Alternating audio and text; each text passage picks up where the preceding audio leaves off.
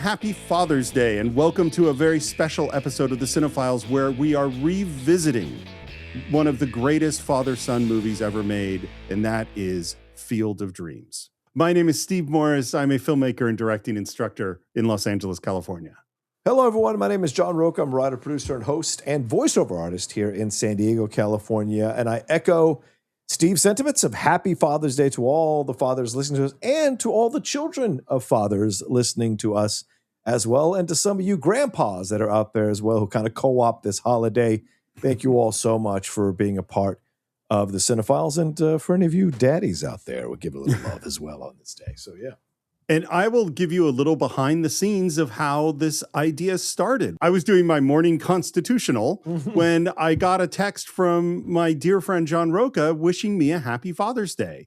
And what's so funny is because Father's Day, like, you know, we used to call them the Hallmark holidays. I've never gone big into Valentine's Day and Mother's Day and Father's Day. Yeah. And I had literally forgotten that it was Father's Day until I got your text.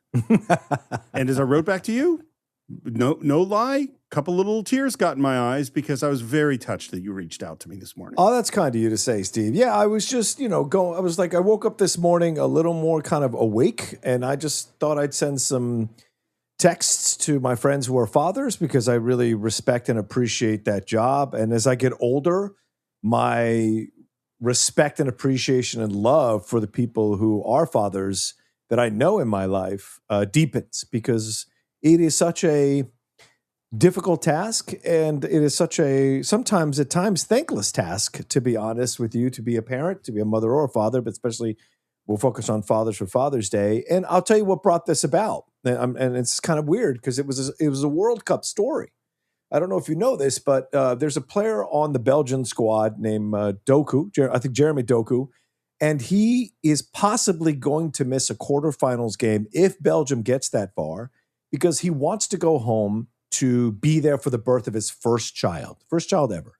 Wow. And apparently a couple of the pundits in Belgium have come after him for this, notably a female pundit with 2 children who essentially said, a father is just there to cut the umbilical cord. What's the big deal? He doesn't need to be there for the birth of his first child. The World Cup is more important.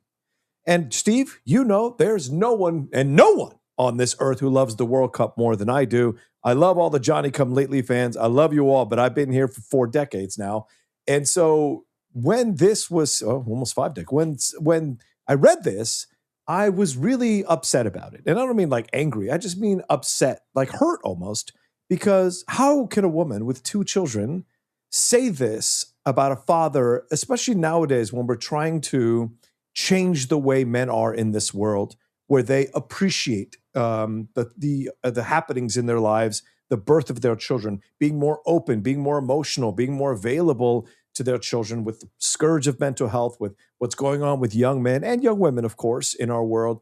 I think it's important to celebrate both parents and celebrate their role in people's lives. And so that kind of sparked me to think about the fathers in my life, and I started sending texts to a bunch of people this morning. Not a lot, just a select few, but you were certainly the first person I sent this text to this morning celebrating Father's Day, Which I think is scientific proof that you think I'm the best dad. And you don't have to comment on that, but it just seems obvious. If I was the first text, you that's just what it must be. That story, it's so funny, that story of the World Cup is more important. And it's like, to you, like right. the great thing, I don't know if I were that goalie in, at the biggest game in the world, maybe I wouldn't go home.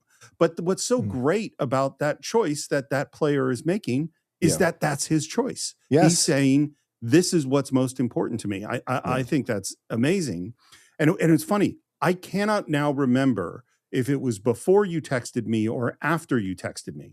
Yeah. But somewhere on that walk, and I feel like it was before, but I'm not sure, I suddenly went, oh yeah, this is going to be 16 years since my dad died this year. You know? And it was just such a that's a really, really long time, you know? Yeah. And it doesn't seem that long ago to me, but it is, how often in the course of the Cine-Files have fathers and sons come up? Yeah. certainly all the Marvel movies, just about every one of them, Yeah. and in so many other places. And of course, nowhere does it come up more powerfully than in the movie that we're re-releasing today, which is Field of Dreams. Yeah, when I was texting you and you sent back your very kind message, I said, it just occurred to me in that moment, like, you know what? In the future, we should record new intros for Father's Day for Field of Dreams. We should re-release Field of Dreams every Father's Day, which is what we've heard is one of our favorite episodes from a lot of our fans, and introduce a new and record a new intro that kind of talks about where we're at in our lives with fatherhood. For, of course, you being a father, me probably not going to be one, but where we appreciate our fathers, because it's been 18 years since I lost mine, which is kind of crazy to think about, that it's almost 2 decades now that my father has not been in my life. Yet, as I said, I find myself as I get older appreciating him more, wanting to speak to him more, and it's kind of interesting how it goes in waves. So I thought it'd be a fun idea for us to do this in the future. But Steve, of course, when a good idea hits him or he hears one, he's like, let's do this. Let's record this right now. So we are absolutely doing this kind of by the seat of our pants, but we wanted to do it. And we're recording a new intro for Field of Dreams. And you're right. This is such a perfect movie to talk about fathers and sons and explore the relationship of fathers and sons, because a lot of us grow up having fractured or tough relationships with our fathers. And certainly that's the foundation of this film, and trying to find closure from those relationships and finding peace from those relationships are some of the most difficult things we endure in our lives as men, or as children, rather, I should say. Yeah. So first of all, to be real clear, from the, there are things at the Cine-Files that we have been planning for years. And this particular thing is one that from conception to release will be a matter of hours. Yeah, it's true, which is pretty cool. I'll tell you the thing that's weird, because literally yesterday, I had a father-son moment. And in thinking about Field of Dreams, what's so strange about it is like, oh, I'm on the other side. And that's really weird, because all of us are moved by Field of Dreams as the son. We are thinking about, I am the child of my father who I couldn't connect with, or I have unresolved business with, or, and I think basically almost everyone I know, every guy I know has some form of father stuff going on. Oh, totally. And yesterday I was driving with my son and he said to me, well, I really never know what you're thinking. Like you're just impossible to figure out, Wow. And it was just this sort of moment of like, now I've spent, I think in Jax's first 2 years of life, I spent more time with him than my dad probably spent in my first 18, because we shared parenting evenly. And I work at home. So I was always there. I was picking him up from preschool. I was changing his diapers. I was doing all those things, and have continued to spend way more time with Jackson than my dad ever spent with me. I don't mean that as a criticism of my dad, but he worked 6 days a week in San Francisco. And he went off to work. And when he came home from work, he did chores around the house and he worked on his stamps. And, so the amount of time there was with me one-on-one with my dad wasn't that much. Yeah. And I have tried to be much more open emotionally with my kid. I mean, my family has a very strong family, really cares about each other, but not a demonstrative family. Like we only started saying I love you after my dad died. Like my dad, I think, told me he loved me once. Wow. And it's not that I don't think my dad loved me. It's just he didn't express himself that way. I know that he did love me. I tell my son I love him all the time. And so to hear this thing yesterday, and I was like, oh, we're still here. Like, even though I've tried, and I'm literally been thinking about how can I share more of myself with my son? But in the end, I think he's still going to grow up with father stuff, despite all of my best intentions. Right. Well, I mean, there's a great thing I heard the other day. It was actually from, I was watching a RuPaul interview, and it was one of the drag queens who was talking, and he said something that was really, or she, I don't know how they identified, but he said something like, I can't expect everybody to be me. And I have to accept that and create space for them to be them. It doesn't mean I can't criticize them, but I have to work really hard to not expect them to be me. Right. And I think that's why the father-son stuff is, or father-child stuff is always going to be there, because the child will always want the father to be something more, right? There's just something, because it's rare when the son comes out or the daughter comes out and is exactly like the dad. It just is very rare. And so it becomes a situation where, like, well, how can I connect? How can I get to know you? But there's always going to be residual stuff, because for whatever reason, the child has certain needs that father or mother, no matter how hard they work, can't always 100% meet. And so that becomes a thing that resonates with children throughout. And it's always different. Every child has different things. There are generalities, like you just said, didn't tell me he loved me enough. Would that have changed you? We don't know. How would that have changed you? We don't know, right? For me, my father told me he loved me, but then he would spank me. My father had told me he worked hard to put food on the table and clothes on the back because he loved me, but then he would yell at me and get upset and say these temperamental things. So hearing he loved me, and then getting that kind of treatment at times from his anger, which he never really came to terms with until he got diabetes and cancer, was always a mixed message for me. So I never felt fully loved by my father, because I identified the anger as having much more weight than his words and acts of love. So it's in it. We all have our things that we navigate, but I bet in my father's mind, and we had this conversation before he passed on, he felt like, well, I was putting food on the table. I was putting clothes on your back. I was working hard, sometimes 2 jobs to pay off the bill so we would live in this house. Like, I did these things because I love you, right? Which is why that fences scene always breaks me, because that feels like me and my father when I was a teenager in the backyard fighting with him about the fact that I don't feel loved by him. And he's saying, I did all this. Why do you think I did all this stuff? I did all this stuff because I love you. So like you said, like you were just alluding to, the love language is always different with fathers and sons and fathers and daughters. And can you find that acceptance of it? Because you can't expect someone else to be you, like I was saying earlier, by the time, they pass on, or the later years, so that you can have a better relationship. It's always so difficult, Steve. It's so interesting, the contrast between our dads, because my dad never lost his temper. I ever, like, literally, like, there's one time, I'll tell you the one time my dad, he never raised his voice with me, ever. Never raised his voice. I shouldn't say he never lost his temper. He did, but he wasn't a person who got really angry or loud. There was one time we were having some fight. I was in high school, and I have no idea what I did. I don't know what I was in trouble for, but I got up from the couch, and how when you're like upset, sometimes you hold the pillow in front of you on the couch, Yes, so I had been holding a pillow, and when I got up angrily, I threw the pillow down, and I ended up throwing it right at my dad. Oh, shit. And wasn't thinking about it. And it wasn't intentional. Like, I didn't intentionally throw I just was angry, and I got up, and my dad grabbed my arm, and he said, you can say, it was totally calm, icily calm, and said, you can say anything you want to me, but you will never disrespect me. And I was like, holy shit. I had never heard my father, and I'm telling you, he didn't raise his voice, but it was just like, I felt so, I think I became just a puddle in front of him, like, oh my God, I'm sorry. I didn't mean to do that. No, Dad, I'm sorry, And listen, that's a great story. And you're right. You have those moments. And of course, having a Latino dad, disrespect is a very massive deal. So he would always put that finger in my face if he felt to. But I want to clarify, just because my father would get mad or would resort to spanking at times, it does not mean he was not a good father to me. There were many times, because I was not an easy child.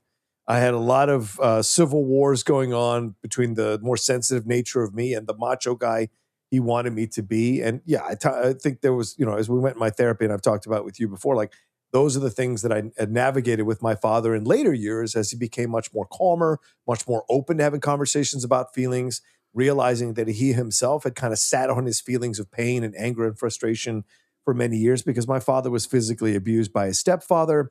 He had ran away from home when he was 16 years old to go to Argentina, had lived on his own for 17 years in Argentina, and endured, God knows, the kinds of things he endured as a 16-year-old growing up in Buenos Aires, and then came over to this country and endured abuse from people. So there was a lot of stuff that my father had to take on and be in pain about, and all of these things, which came out later in life. And so I was able to understand and appreciate why he had so much anger, and where that all came from. But yes, I mean, there were times where it was just like, yeah, you have those moments where you're just like, what is happening? Why is this such a thing? And because I would see him he would argue with the gas company. He would argue with there was just fights that he would pick at times. And so it was always something that I was not the biggest fan of. But he also instilled in me a very strong belief in if you believe in something, fight for it, speak out about it. My mom and my dad were both very big about that growing up, and so those are those elements of me that I see of myself. I see from my dad when I have those moments of standing up for something or pushing back or taking the chance to be out there on an issue or on a situation at a job or in my life where I have to speak up about what's going on, and so there's a lot that I take from him now that I have moved past all the anger and the pain and the frustration from those moments when he would yell or spank me when I was a kid to where I am now, which is a lot of the life lessons that I wish I had listened to when I was younger. That's the stage I'm in now, is this I wish I had listened more to what he had to say about finance, to what he had to say about preparing yourself for the world, to what he had to say about navigating the world and not drawing too much attention to yourself unless it's an issue you really believe in. So there's so much now that I look at and if I had listened and not been so caught up in thinking I knew better, how different would my life be? And so I use that now to counsel people when I do the live shows or people send me DMs and hear the story about me. They're like, oh yeah, the same thing with my dad. What do you recommend? I'm always trying to get people to be like, create space, create grace, try to understand your father. It's really hard to do in the throes of anger and passion and pain, but it's really important to try, and I just kind of try to, because I didn't always do that. And I think it's important to do that now as I get older, to say that to people, So I think part of it is when you're a little kid, you're trying to form a map of the world and a sense of who am I supposed to be? How do I navigate this whole thing? What am I supposed to do? And obviously the two biggest influences in that are your parents. And, I have far more complicated views about gender than I did, when I was a kid. But the reality is for most boys, the model is dad. Yes, 100%. And then what happens is that part of you want dad's approval. You want to be like dad. You want to be as strong as dad. You want to know as much as dad. You want to be able to do the things that dad can do. Yeah. And then when you get to your teen years, or maybe even earlier, you start to see, oh, dad's not perfect. Oh, dad doesn't do the things that I want. Dad doesn't look at the world the way that I want to look at the world. And then the model becomes something to push against. Yeah. I don't accept my father's map of the world. I don't accept that identity. I refuse to be what my father is. And that is what we see in Field of Dreams, is that Field of Dreams is a guy who saw his dad in a really, really limited way and didn't like what he saw, and then discovered this whole world. The map of his universe expanded when he goes to Berkeley and becomes a hippie. And then he wants to do something that's totally different from what his father does. And what's so great about the movie is that the whole movie isn't about fathers and sons. The movie is about building this baseball thing, except thematically, bubbling underneath the whole thing is the relationship with his father. And what's so moving at the end is that he doesn't connect or reconnect with the father who has been broken by life, which is how he describes him. Yeah. Is that he gets to connect with the young guy, the guy who's trying to form his map of the universe, who's trying to figure out who he is and who sees himself, and they connect. And again, the fact that it's over baseball, I did not have deep conversations with my dad. The things that I could talk to my dad about always was the stock market and Cal Bears. Those are the two things. Go Bears. And I remember that's an entirely different Bears. I know. The thing, I would remember getting on the phone with my dad and telling myself, don't bring up the stock market or the Bears. Don't bring it up. Let's try to talk about other things. Yeah. And there'd be 3 minutes of awkwardness. And then I'd go, so there's a new quarterback, because I just couldn't, because it was so hard to connect. But and that's why the connecting over baseball, and the other one, if I had been a baseball fan, the Giants would be just as big as Cal, is that connecting over baseball. It's like this is where these awkward men who sometimes aren't so good about sharing their feelings can connect, you know? Yeah, I think it's so 100% right. And to me, building the baseball field symbolizes sometimes the work we have to do as children to reach out to our parents, to get to that point of closure. Because it is. Many people, listen, you and I are gifted with being empathetic, being sensitive, being creative, artistic. And we sometimes forget that not everyone, and quite a lot of people, don't have that thing inside them that is aware of emotions and feelings and the need to connect. In fact, some of those people scoff at therapy or people that need to have closure. I've heard people say, I hate that word, those things. So not everyone is built the same, but I think it's a gift that you and I, and at times a curse because we are more sensitive than most in terms of the creative spirit. And so the approach we have in connecting with our parents, that I think the movie symbolizes the kind of journey you have to go on and the amount of work you need to put in sometimes in order to reach across that divide to connect with your father. Because your father, if he's definitely a fractured father and a father like in the movie, is 9 times out of 10 is not going to make that effort to reconstruct the relationship, to look at himself and change who he is, because it's just a different time. Those are different fathers. This is a film from the 1980s.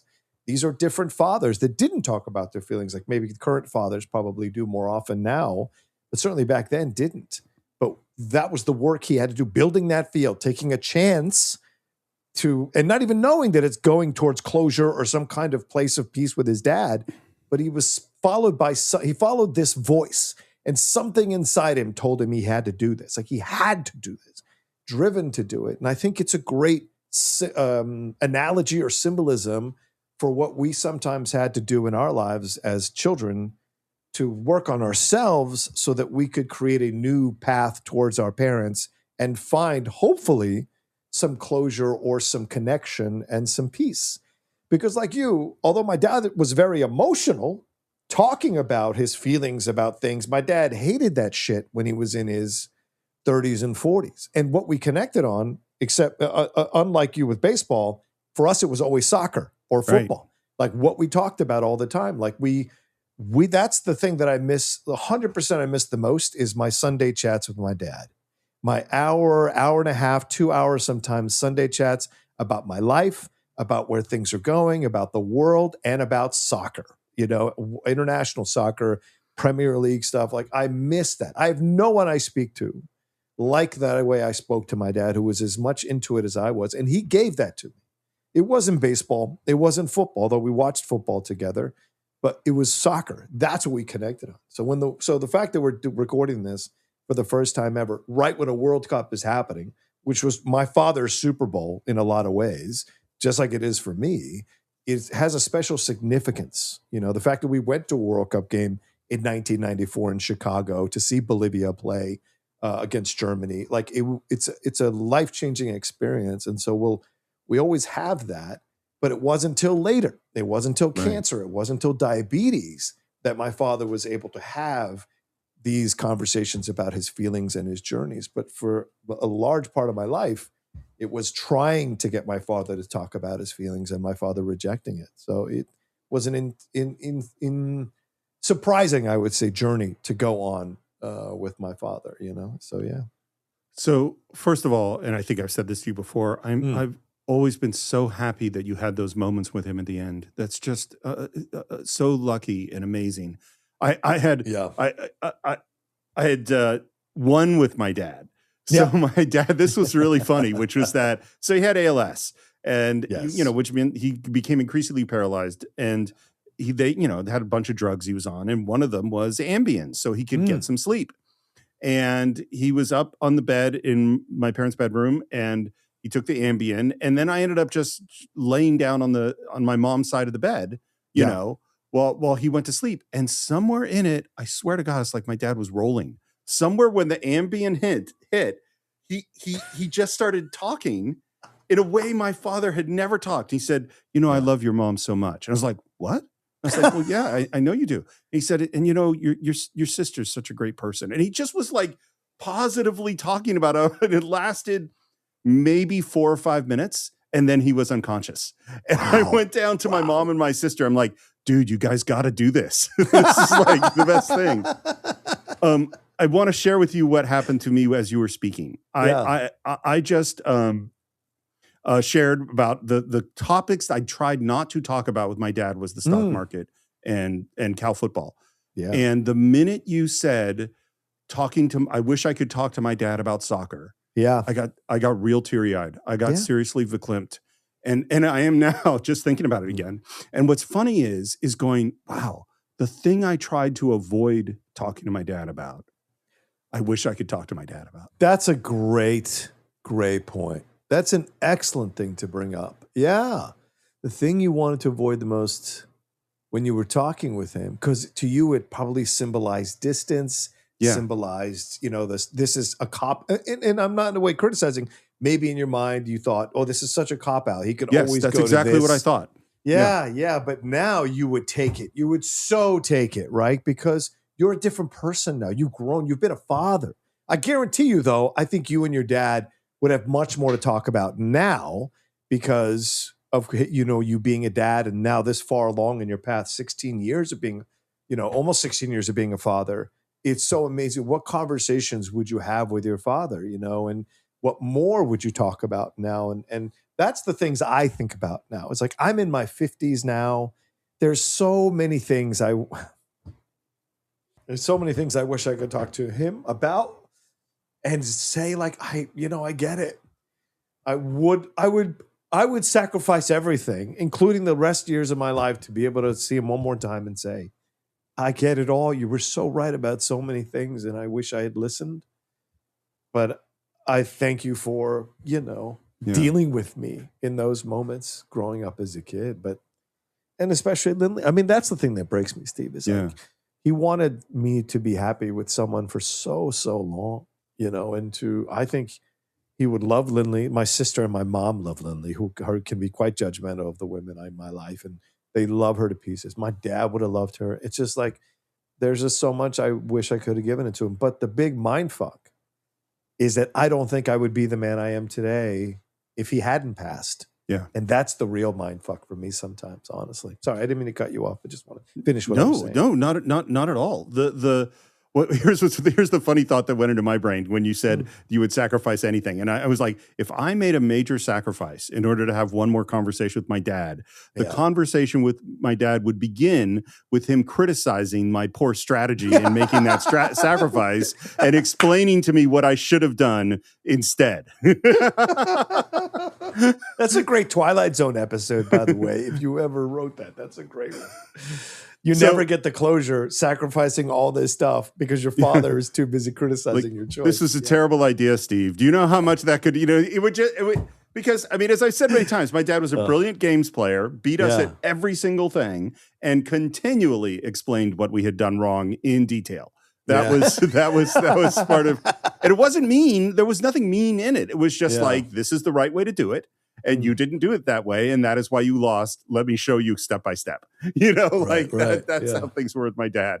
So this was an impromptu conversation and about not only one of our favorite movies, but one of our favorite conversations about movies. Yeah. I think Field of Dreams it's a fable. You know what I mean? Yeah. It's one of the best kind of magical realism stories that makes no sense at all, but is so grounded and true and emotional and human. That's what I think. Yeah, 100%. I agree with you 100%.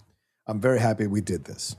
So now the Cine-Files is happy to take you back to the cornfields of Iowa for one of the greatest, not just baseball movies, not just father and son movies, but one of the greatest films of all time, Field of Dreams. I'm 36 years old. I love my family. I love baseball, and I'm about to become a farmer. But until I heard the voice, I'd never done a crazy thing in my whole life.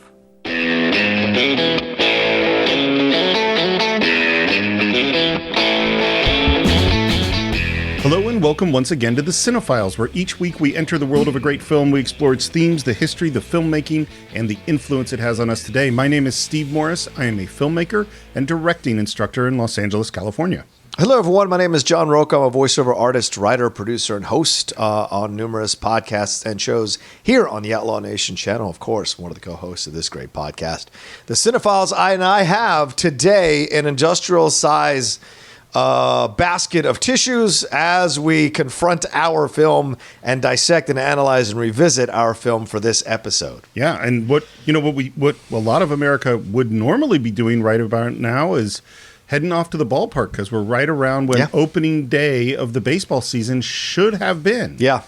And yet that's not happening this year. Yeah. And so we thought we would visit what is, I would say, one of the great baseball movies of all time, and B is the one where it's not really about playing games. Yeah, it's one of the most unique sports movies to ever come across film, and that people gravitate to and love, yet the sport is almost irrelevant. The sport is just the entryway into this relationship between a father and son that has to be repaired, and between people who've walked away from their dreams or walked away from what they did well, and bringing them back to that time again, or bringing them back to that dream again, to become whole again. So it's a sports movie without any real big sports achievement in the movie. So really unique in its own way. And the movie we're talking about, of course, is Field of Dreams. And I think, John, you just hit on something that's really important, is that even in the really good sports movies, even when the sport is great, they're always about something else. Yeah.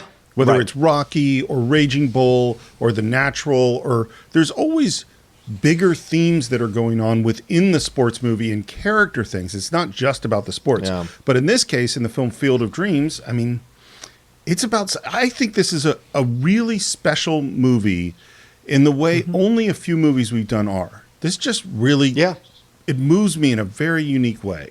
So, and it moves us depending on where we are in our lives. You know, when I first saw this movie, I'm Ray Kinsella. Sure. Now, as I'm crossing the age that I'm crossing, I'm Terrence Mann, or I'm the other people who are, or I'm maybe even Ray's dad, where I'm remembering what it's like to kind of have that interaction and want to remember reliving the dream of being 20 years old and thinking about what could have been and things of that nature. So it offers so much to you at different times in your life, depending on how your relationships are.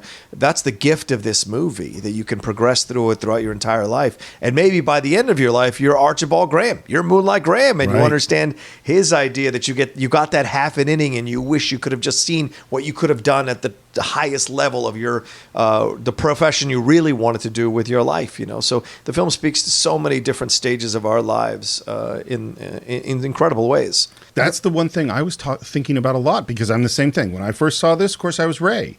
The thing I started thinking about a lot watching this, and it didn't make me feel that good, was that I'm dad. You know, because I am a dad now. So how did you first come to this film?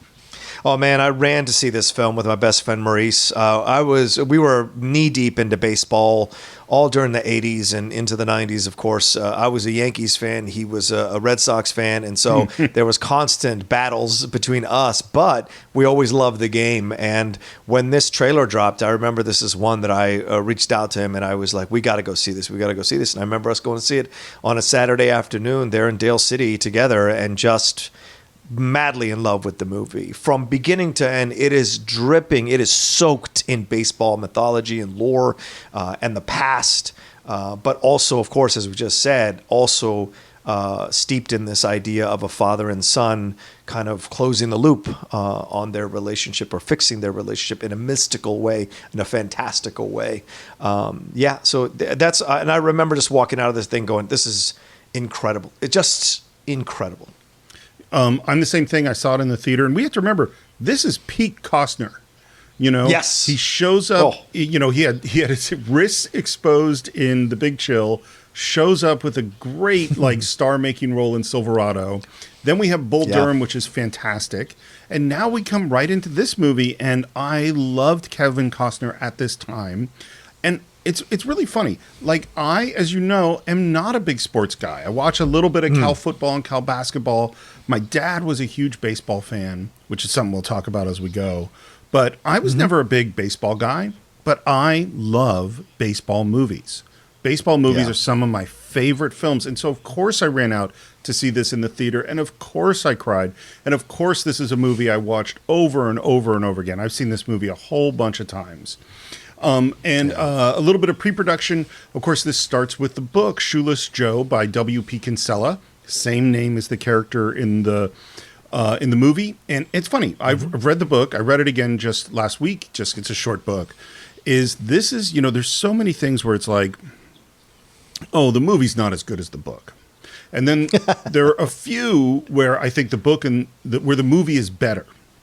This is absolutely a case where the movie is better. No disrespect to the book. It's a nice lyrical book. But I think the movie takes it to a whole other level. And our director is Phil Alden Robinson, who is a guy who doesn't make a whole lot of movies. Here he makes one of the great baseball movies of all time. And then he makes Sneakers after that, which I totally like. Totally likable movie. And then there's really nothing there. And it's so strange to me, a guy, because this is something we just talked about with Hunt for Red October with John McTiernan, is someone who's so at the top of their game, right at the same era, and then, makes some other stuff. And I just go like, well, what happened exactly? And maybe he just never got more chances. But he read the book. So he says that he stayed up all night and read the book in one night. And he's like, this is going to make a great movie. And he was terrified of what Bill Kinsella, the author of the book, would think when he was trying to turn it into a screenplay. So he wrote him a long, loving letter, really nervous, really scared, saying, look, I'm going to take this really seriously. I love the book. There will have to be some changes, but I promise I'm going to take real good care of it. And he gets back a postcard, not even a letter. And all it says on the postcard is, do whatever you have to do to make it a movie. Love, Will. And the biggest and most important change from the book to the movie is that in the book, the Terrence Mann character is actually J.D. Salinger, the great author, the great reclusive author. And so Ray Kinsella really does kidnap the J.D. Salinger and take him to a game and take him in all this story. And they knew when they were making the movie, it couldn't be J.D. Salinger. That was the biggest change. He brings the script to Lawrence and Charles Gordon, who are big producers, and they take it out, and nobody wants it. We've heard this over and over and over again. They shopped it, and they shopped it, and they shopped it, and finally they make a sale. And the first person they wanted to play the part was Kevin Costner. And they said, he just did Bull Durham. Or I think he's in the middle of shooting Bull Durham at the time. There's no way he's going to do 2 baseball movies in a row. So they didn't take it to him. And they took it everywhere else. And every other star turned this thing down. And then Costner hears about it and says, well, I have to do this movie. And his agent said, you can't do 2 baseball movies in a row. And all his friends said, you can't do 2 baseball movies in a row. And he had booked another gig. I don't know what the other movie was. And he pushed the other movie and delayed it in order for him to make Field of Dreams. That's how much he cared about this film. That's strength. That's power in Hollywood. If Right. you push another movie, if you want me, you're going to have to wait. Wow, that's power. Well, and it's not like he is really. This is 1989. I think he's only been a known star for 2 or 3 years. I mean, he wasn't huge, and yet it's funny. He is one of those people. I have more complicated feelings about him now as an actor than I did then. But he is definitely a person who knows what he wants and goes after it. And that, sir, is all the pre-production I have on this film. Okay. Would you like to go off to Iowa and enter the world of Field of Dreams? Let's go to heaven, man. Let's do it. We start with that beautiful James Horner score.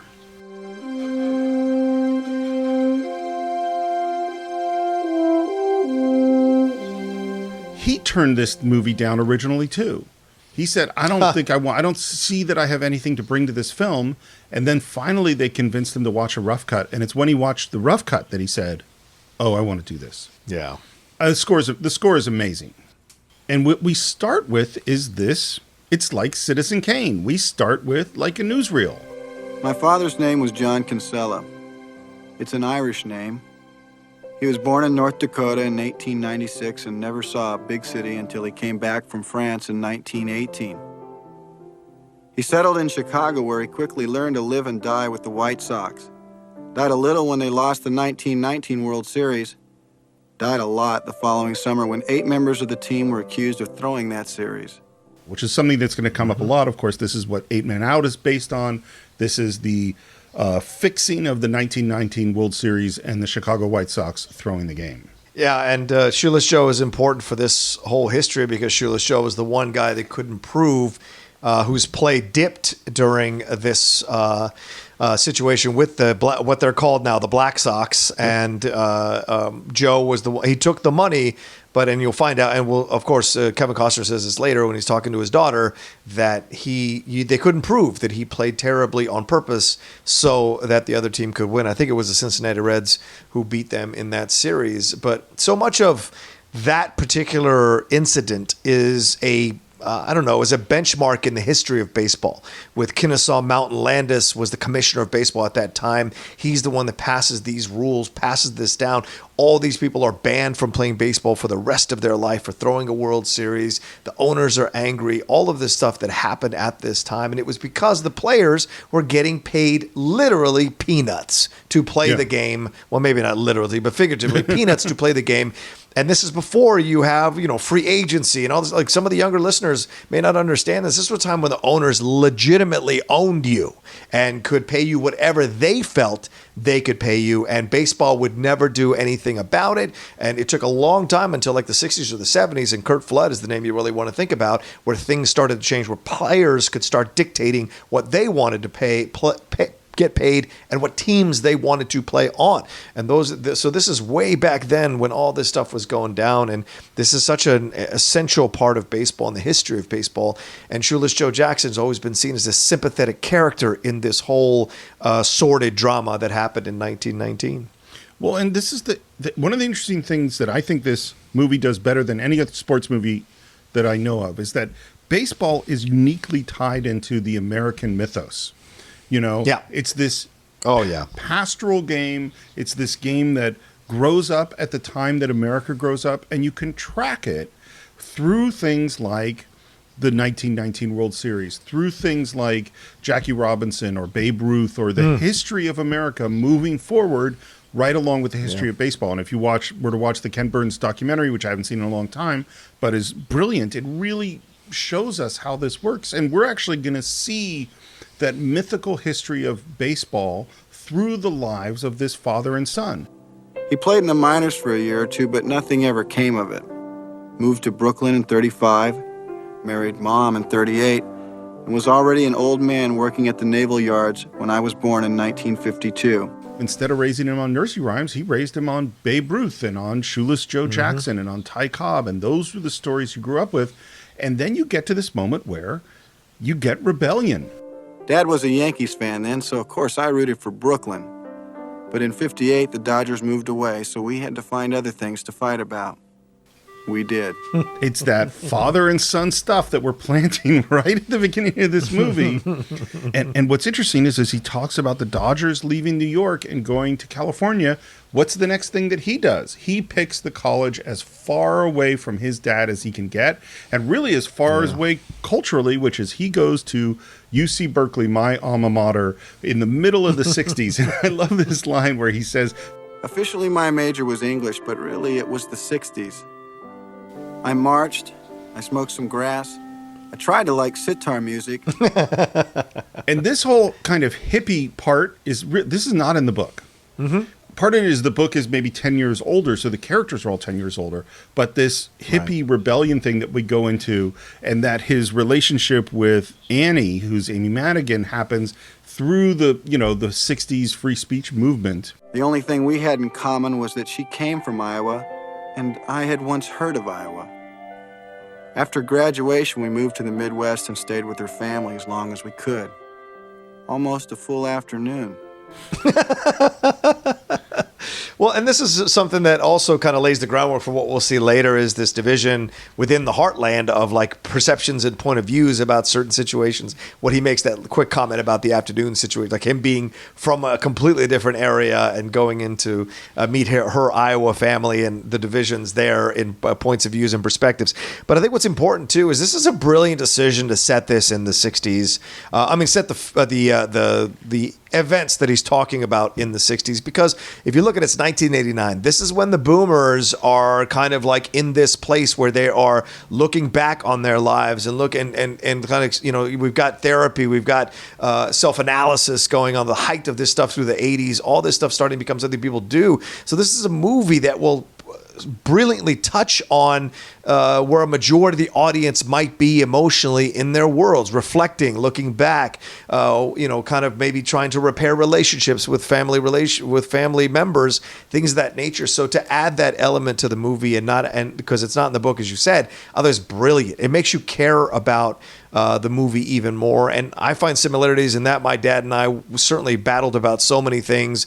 I also chose a college as far away from them as I could find. I almost went to Montana State to be even farther away.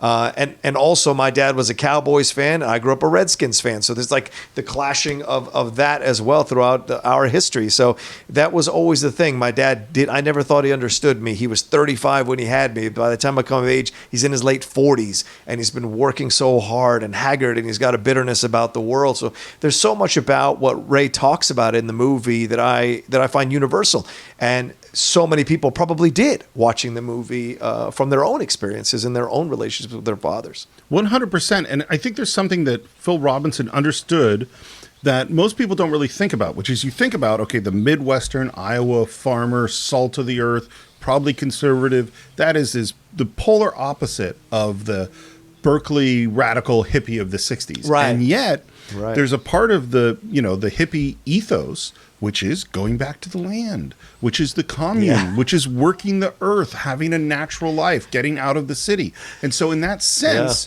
there is a connection here. It's not necessarily a connection with her Iowa family, but it is about, that they're going to do this thing that's very against the city, urban, fast-paced world that they've chosen this thing. She convinces him to buy a farm, we hear. They get married, and his dad died right before he could meet his wife, never met his daughter.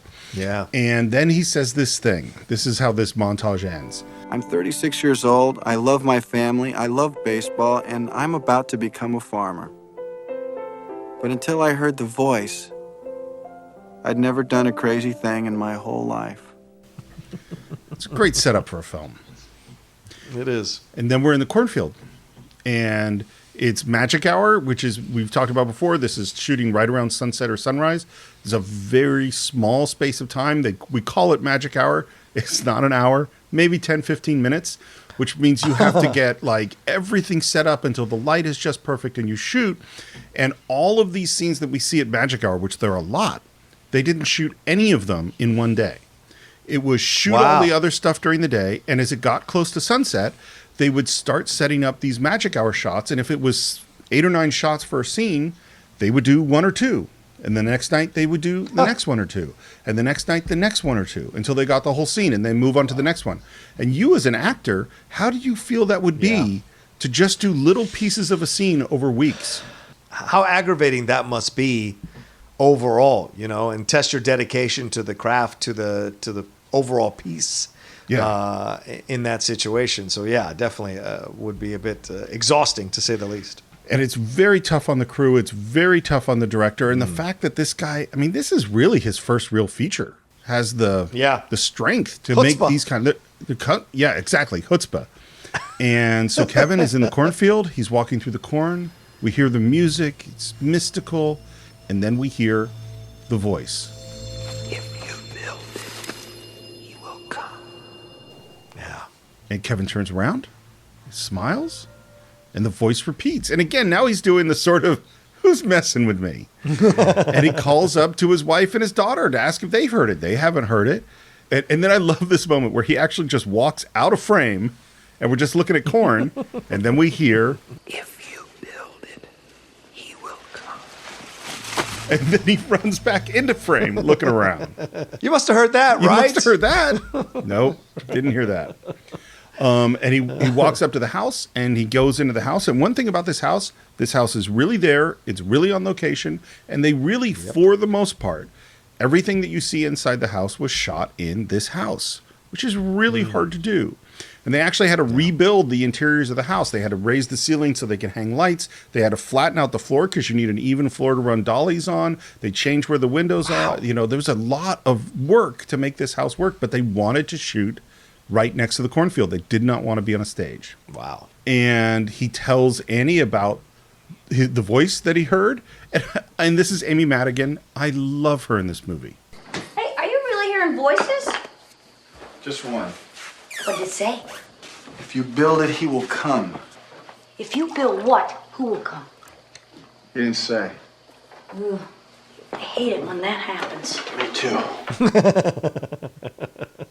Literally, the definition of a Spitfire, the human definition of a Spitfire is Amy Madigan, and she's incredible in the movie. And what's so cool about her is that she never reacts the way we think she's going to react. You know, she accepts this. I mean, she resists it lots. Yeah. But she's also sort of just fun and joking with him about this. And it's the middle of the night. And there's a storm brewing. And that's just a storm that happened to happen, a summer storm when they were shooting in Iowa. If you build it, he will come. Next morning, what movie is his daughter Karen watching? It's Harvey with Jimmy Stewart. Harvey. It's a perfect choice for films. I haven't seen that one in forever. Have you seen it? Yeah, I saw it last year on TCM. So good. Oh, good. Still holds up. Still very sweet. Still very funny. Trust me, Karen, it is not funny. The man is sick. Annie asks him to take the daughter to school, and she asks, Hey, what if the voice calls while you're gone? Take a message. But I think this is brilliant, Steve. What you just said earlier, right? The idea that they're being light with the voice, they're being playful with the voice, because then it doesn't let the audience start to be like, "Oh, this guy is crazy," or "Why should I care about this guy?" By being playful about it, it kind of immediately puts you on his side and her side, so that when they start to make these really kind of from the outside insane decisions, you're kind of going along with it, hoping it works. Hoping it does work out for them and they get the answers that they're looking for and whatever. And she's the perfect choice for it because, like you said, if they met at Berkeley, then she must have been like, you know, all about that free speech and free love and free. And we see her later when she has her battle with Beulah in the meeting. Like she is very much a hippie, liberal person from that time. So for her, who probably experimented with the drugs and the weed and all of that from that time, so for her, this is like another experience, you know, like when she says to Terrence Mann later on in the film, far out, you know, so she's in that place that this is her, she's actually purely in that existence and that point of view and that perspective on the world. If this is another wife, this is a whole nother movie. Totally. This is a whole different movie. Like if Beulah's his wife, this is a whole other movie. She's left him. She's taken the kid. He's all by himself in the field with his baseball field. But because she's supportive and she's understanding, it helps us to feel that way about him as well. It's funny, having grown up in the Bay Area and gone to school in Berkeley, and I grew up in the Bay Area in the 70s. And now, as a person who has some of my closest friends, including my wife, go to Burning Man every year, there's a thing of, one of the things that the 60s was about was that we've been handed a structure of how life is supposed to work. And in the 60s, they say, well, why? Why do we have to do it that way? These are all kind of arbitrary rules. Yeah. And I think Annie is a person who comes out of that. And yes, they choose to own a farm, but they don't choose to own a farm because they're conforming to something about what they're supposed to do. They're doing it because that's what they want to do. And so, okay, a voice is talking to you. Okay. You know, that's, you know, there's no shame in that. There's no moment of shame until this next scene where we go to the feed store, which or the seed store, by the way, this looks nothing like what the seed store in Iowa would look like. They went to the real one and it looks like a department store. He went, well, I don't want that. And so they built one in like a warehouse that looks nothing like what an actual one would look like because it looked more like what was in his head of what a movie should look like. And I love the way Kevin is kind of dealing with this. He says, hey, I hear sometimes people hear voices out when they're working in the farm, in the fields, and they go, you're hearing voices? No, I heard that might happen. Who's hearing voices? Ray is. Not in the fields. No, I'm not. One thing about this that we'll talk about throughout is that there's so many things you don't think about when you're making a movie. And in this one that we don't really think about is the corn. Yeah. Which is, in general, movies are shot out of sequence. So you might shoot the middle, and then you shoot something from the end, and you shoot something from the beginning. Corn grows in sequence. And they needed the corn to be at certain heights at certain times. So it had to be above the characters' heads when they walk through the corn and disappear, which means that the schedule was actually built on how tall is the corn going to be. And this year, when they did this film, there was a huge drought. Oh, wow. And it was super hot. And so there was trouble growing the corn, and the corn wasn't going to get tall enough, as tall as they needed. And so they said, well, let's just ship in a whole bunch of water to water the corn to get it to grow. And all the farmers are going, no, you can't do that. Can't do that. It's not going to work. It's not going to work. It's not going to work. And I don't understand agriculture. That is not my area of specialties. But what finally came out was they said, you mean if we put a bunch of water on it, it's not going to grow? And they're like, well, yeah, it'll grow, but you won't get any corn. And they said, well, we don't need corn. We're not actually going to eat it. We just need it to be tall. And they went, oh, well, I guess it'll work for it to grow to be tall, but you won't get corn. And so bring in the water. So they ship in all this water to grow the corn. If you build it, he will come.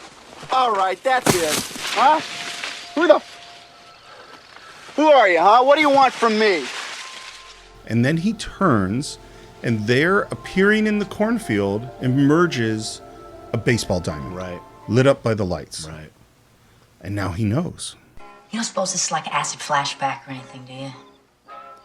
I never took acid. Well, maybe it will someday. It's like a flash forward. It's a great joke. By the way, another thing they struggled with, this was shot day for night, which means they really shot it in the daytime. They blacked out all the windows. And the reason they did this is because they have a little girl. And kids can only work certain hours, so they couldn't do a night shoot with her because they wouldn't be able to keep her up that late. I think I know what if you build it, he will come means. Ooh, why do I not think this is such a good thing? I think it means that if I build a baseball field out there, that Shoeless Joe Jackson will get to come back and play ball again. I mean, just you have to laugh at the concept of it all, and not in a negative way. Just the insanity of it all. The idea that you're going to build a baseball field, and this is a question I have now when I watch the movie: is how much of this is him in his head, and how much of this is the voice telling him to do it? And I wonder where the line is, And that's what I love about the film. It leaves you with questions that are fun to explore and consider. But this idea that Shoeless Joe Jackson, out of the blue, he's like, he gets all of this in his head and says, I think this is the reason. And then Shoeless Joe Jackson as well. Let me throw that onto the pile as well. So this is very much a journey for him to kind of reconnect with what he'd lost with his father, right? This repairing of this relationship. And so he's seeing this vision. It's most people go to therapy. This fool built a whole damn baseball field in his backyard. So pretty incredible stuff. There are two things that you just made me think of. The first is just W.P. Kinsella, who comes up with this concept. Yeah. This guy just has to build this base, and Shoeless Joe Jackson and J.D. Salinger is going to be in it, and this whole thing, which we'll get into, about Doc Graham. Like all of these that he somehow in his brain puts these things together and feels no need to explain it. And this is the other thing I was thinking of, is that this is in that realm of magical realism. It's, and I'm a very logical person where I want to know the reasons that things are happening. And so I don't think I could ever write in the area of magical realism. And yet some of my favorite movies, whether it's Woody Allen or, other stories, actually really exist in well, this is just what happens. I never think about whether or not this is all in his head. It's totally reasonable that you bring it up, but it's never occurred to me, because to me it's like, this is all just you just have to accept that this is all what it is, even though it's completely bizarre. But I totally get what you're saying.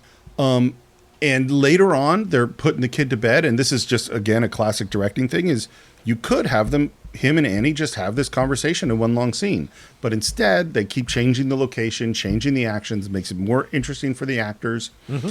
And she's saying, I thought my family was crazy.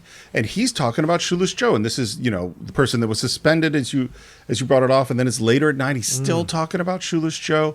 And then there's this moment that he says, You're supposed to be so graceful and agile. To actually see him play again. To let him play. To right an old wrong. Wait a minute, Bob. And when he says to right an old wrong, she stops and goes, wait a minute. Are you actually talking about doing this? One of the differences, by the way, with the book is that in the book, there's very little resistance. Annie just says, okay. And I think the key piece of drama in the movie, you have to have resistance. You have to have like, whoa. Because this is a crazy thing to do. Yeah. And he says, I can't think of one good reason why I should. And this relates to what he said at the beginning of the movie. I'm 36 years old. I have a wife, a child, and a mortgage, and I'm scared to death I'm turning into my father. It was funny watching this for me now, because it's like the Cats in the Cradle song, Right. Oh yeah. Yeah, it's a classic song to make all young men and old men and many young men and young women and old women cry, which is that Frank Chapin, Harry Chapin. Harry Chapin. Yeah, right. Cats in the Cradle. Yeah. And this movie is very much like that to me because, of course, as you said before, I was Ray. And now I'm thinking about, am I turning into my father? Because I'm 51. Yeah. And I got an 8-year-old kid who's almost 9, and I'm working a lot, and I think about those things. And again, I think the movie plants all the dad stuff much better than the book. What's your father got to do with all of this? I never forgave him for getting old. By the time he was old as I am now, he was ancient. He must have had dreams, but he never did anything about them. For all I know, he may have even heard voices too, but he sure didn't listen to them. Man never did one spontaneous thing in all the years I knew him. Annie, I'm afraid of that happening to me. And something tells me that this may be my last chance to do something about it. Yeah. It's pretty powerful, this moment, for me, because this is how we are sometimes as children of these men, that we only see them from the prism of the experience we had with them in their later years of their lives. We didn't know them in their 20s or their teens. We didn't know the wild shenanigans they pulled or the dreams that they had. Rarely do you have those conversations with your father. Even in Avengers Endgame, when Tony goes back in time to have that conversation and randomly run into his dad, that is such a poignant elevator scene with them talking back and forth about it. He's hearing his dad talking about the birth of Tony himself and the nerves and the fears he has and if he's going to be a good dad or not.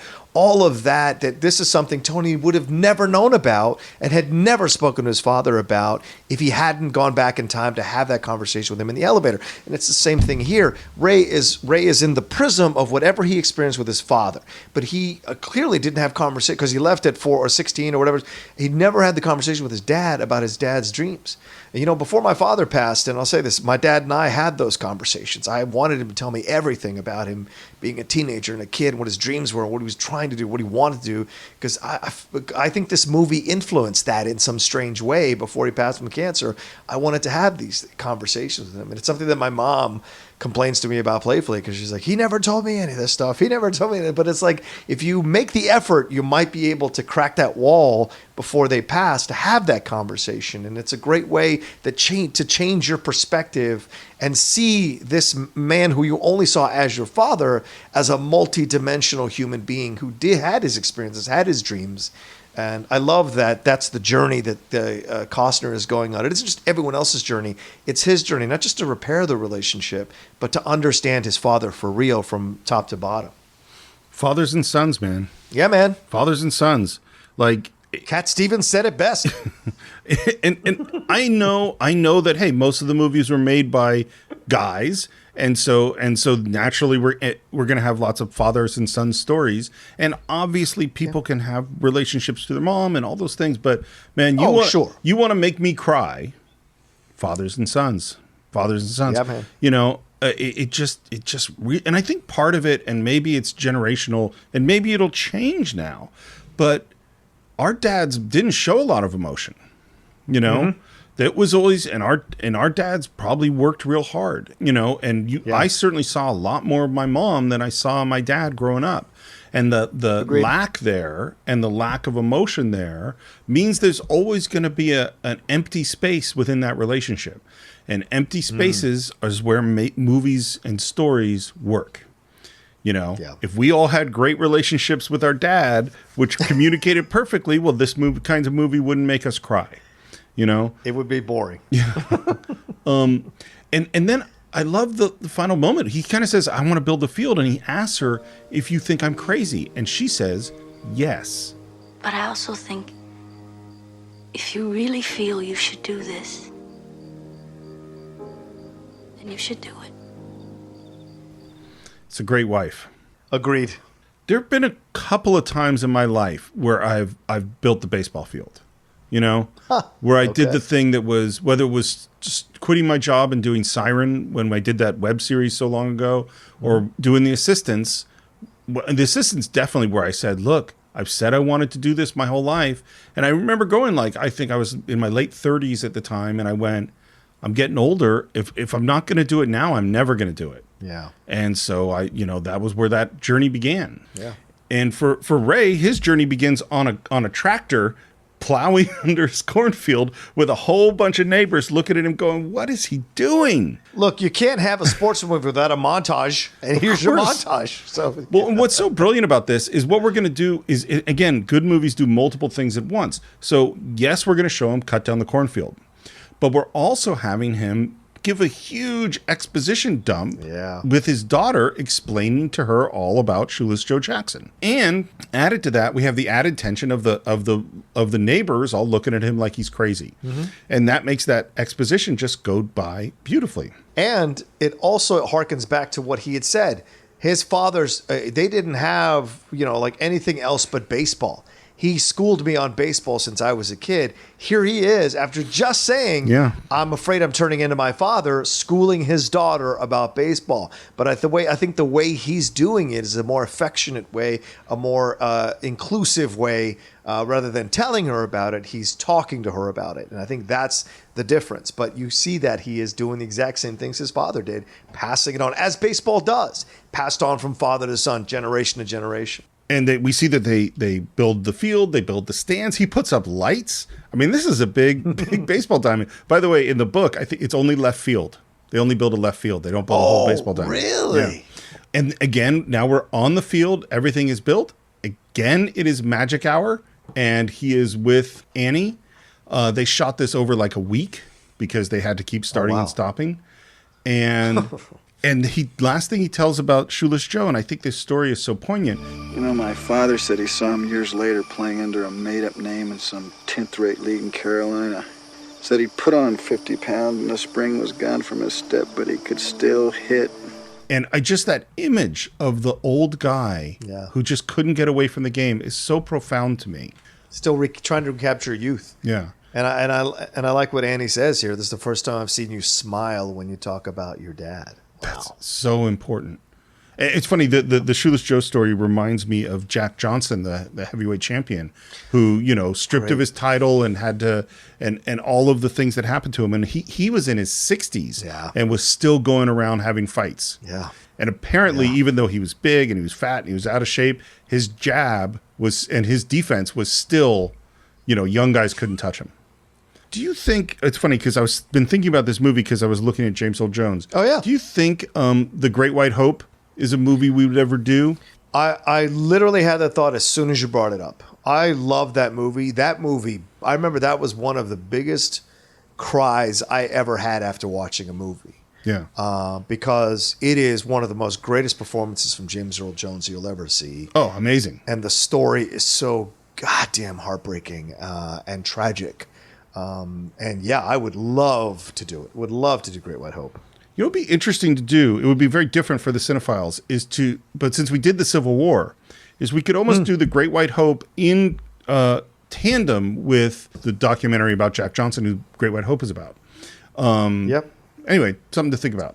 I have just created something totally illogical. By the way, this shot of Costner, Steve, it occurred to me as I was watching it this time, he's a Greek god. In this moment, it is, as you said, Pete Costner. He is the all-American boy. He has that smile. He's a man.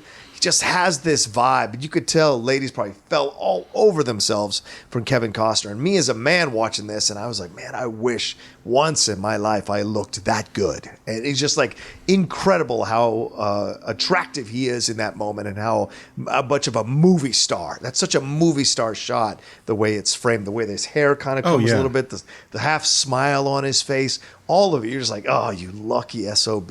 You lucky SOB. It's so funny thinking about it because I think Dances with Wolves is the next year.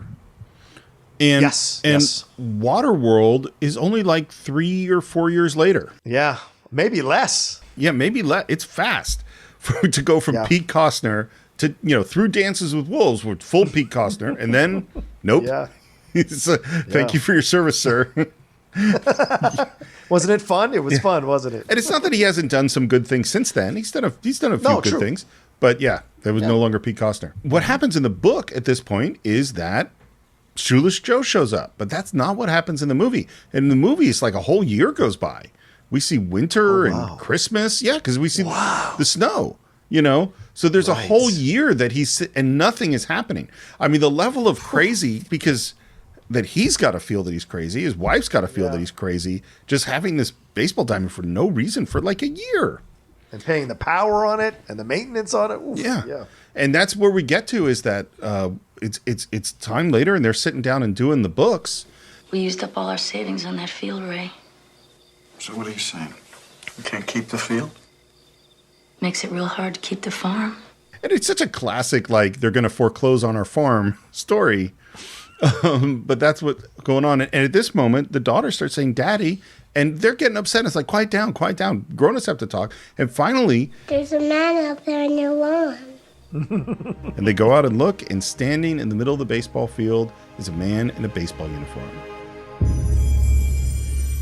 And we hear the mystical sounds, and Annie says, I'll put some coffee. Put up some coffee. Why don't you go on outside? It's amazing to me that she doesn't go. Yeah, well, it's his journey. That's what's so great to me is that she knows it's his journey. I mean, like, if you and Lindley if she had predicted some magical thing was going to happen in your courtyard and you waited a year for it to happen and then it happened, it would be very hard to not go, okay, you go ahead outside without me. This is your journey. Steve, my YouTube channel is my baseball field. So she is going to be dealing with it for a year as I try to make something happen from that thing. So it is your baseball field. You're right. Yeah. It totally is. Yeah.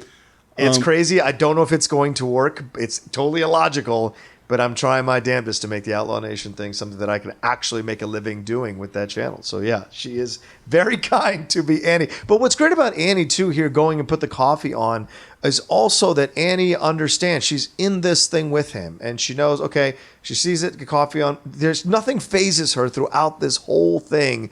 And I think that's just a brilliant thing that gets overlooked when people talk about this film or analyze this film. She is the rock from which she can do all this stuff from. Yeah. I think Amy Madigan, such good casting and her performance is so great. And it's like, he says he hears voices. She doesn't react like you think she would. Right. He says, I want to build the field. And although she resists it, when she sees that he really believes in it, she's like, this is what you have to do. And then she lets the field be there for a year while they're losing money and potentially losing the farm. And then when a magical, mystical Shoeless Joe Jackson appears on the field, she just says, I'll get some coffee. I think, you know what? I think she did do some acid in the 60s and she realized that you got to roll with the trip. You can't fight the trip. Like, oh, this is what's happening now.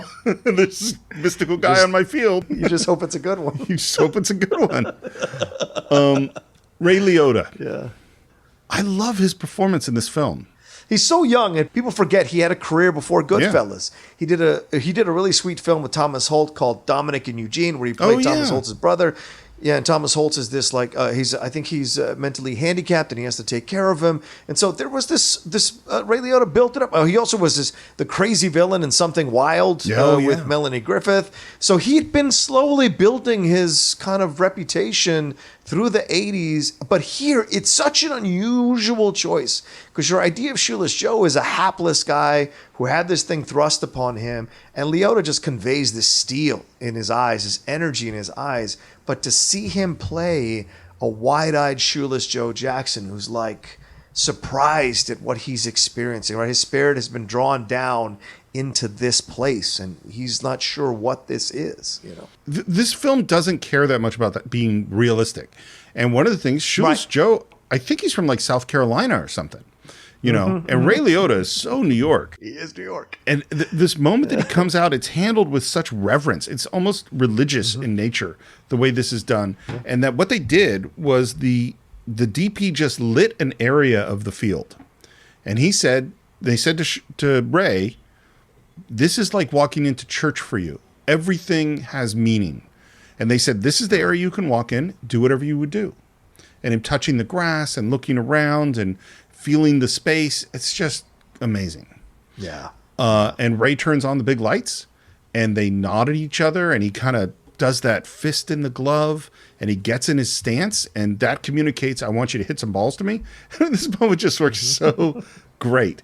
He goes out, grabs the bat and ball. He's nervous, goes to hit the ball and fouls it. Sorry. I get some out there. He hits fly balls to him, which Joe catches. So here's the thing you hear in almost every film that involves sports. Kevin was a great athlete. You hear it so often that it's one of those things where I go, okay, come on. Not every actor can be a natural athlete. In this case, I think it's probably true. I think he probably was a pretty good ball player. And what the director said is that he when he was hitting these fly balls, he'd ask, exactly where do you want it? Oh, I want him 5 feet to Ray's left, and that's where he'd hit it. That's what he says. Okay. And Joe comes in, they introduce themselves. This speech that Shoeless Joe does when he goes and handles the bats and the balls is just so beautiful. Getting thrown out of baseball was like having part of me amputated. I've heard that old men wake up and scratch itchy legs that have been dust for over 50 years. That was me. I'd wake up at night with the smell of the ballpark in my nose, the cool of the grass on my feet, the thrill of the grass. I love that line, the thrill of the grass. I've never, how can I say this? I've never felt that way about baseball. And I played baseball for 3 years growing up, but I never felt that way about baseball. But I understand this. Like when you hear people talk about the way baseball gets in their blood, in their veins, it's the one sport. I believe it's the one sport that when people talk about it with such reverence, it is religious. More than sport, more than football, more than soccer or football, whatever American football, whatever you say, more than hockey. There's something religious about baseball. And the way he's speaking about it here in this speech, I think really conveys that. You know, the smell in the nose, the feeling of the grass under your feet. Like it's almost hippie-like coming back to the land. Do you know what I'm saying? Baseball brings you back to the land. And so the way he speaks about it is really powerful. And I have always been amazed at people who have that feeling about baseball, you know. Couple things. First of all, you know, baseball is a pastoral game as opposed to, you know, football, which is an urban game. You know, it's football. You know, you go right back to the George Carlin baseball football thing of, you know. Baseball is pastoral, 19th century. Football is technological, 20th century. Baseball is played on a diamond in a park. Football is played on a gridiron in a stadium. War Memorial Stadium. In baseball, you wear a cap. In football, you wear a helmet. Baseball has a 7th inning stretch. Football has a 2-minute warning. Baseball has no time limit. We don't know how long it's going to last. We might have extra innings. Football is rigidly timed, and it will end even if we have to go to sudden death. It's one of my favorite sketches. Maybe we'll put a link to it. So that's the first thing. I'll tell you the place that I've felt this. It's not baseball. Where I felt what Shoeless Joe is talking about is walking into a theater, stepping on stage. Like the theater, not a movie theater, where a play happens. For whatever reason, that's like a sacred space to me. And going in, like when there's no play and you're on the stage and there's the ghost light is on there and you're just looking out of the house or walking through the wings and there's just this reverence. It's the same thing. Yeah. Like I want to talk in whispers and sort of reach out and touch the space. It's like, it's a magical space to me and always was growing up, which maybe is part of like, I bet my dad would have been much happier if I felt that way about baseball, because then we would have had something we could relate to more, but no, I felt that way about theater, which is something, it's not that he would go to the theater, but he didn't have those feelings. Right. One more thing about this scene is Phil Alden Robinson, the director, decided to shoot this in one shot. He did no coverage. So he didn't do close-ups. He didn't do over the shoulders. Wow. And his reason was he was terrified that the editors or the studio would want to cut up this scene. Cut up the speech. And so he shot it in one shot. So it was take it or leave it. There was no way to cut out this speech because he loved it so much. And it ends with Shoeless Joe saying, "Can you pitch?" Kevin Costner plays this great. Yeah. Not bad. His nervousness, his excitement, the strangeness of the moment. Don't we need a catcher? Not if you get it near the plate, we don't. I love that. The swagger of a ball player. And even Ray talking to himself going, I am pitching to Shoeless Joe Jackson. So great. So they had a baseball coach, as you'd imagine, for all of this stuff, and it was Rod Dado, who was the USC baseball coach, one of the winningest coaches in college baseball history, one of the most, hugely successful, and their other coach is Don Buford. One thing about this is that Shoeless Joe, I think he hit right and threw lefty. And Ray Liotta was the opposite. I don't remember which one it was, is that Ray Liotta hit left and threw righty, which is unusual to begin with. And so for the first bunch of training, he kept trying to reverse it and hit like Shoeless Joe, and he just couldn't do it. And so he hits righty in this scene.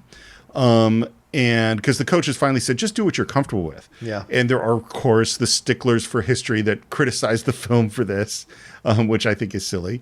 And there's the moment where Kevin says, let's see if you can hit my curve. And he throws the ball.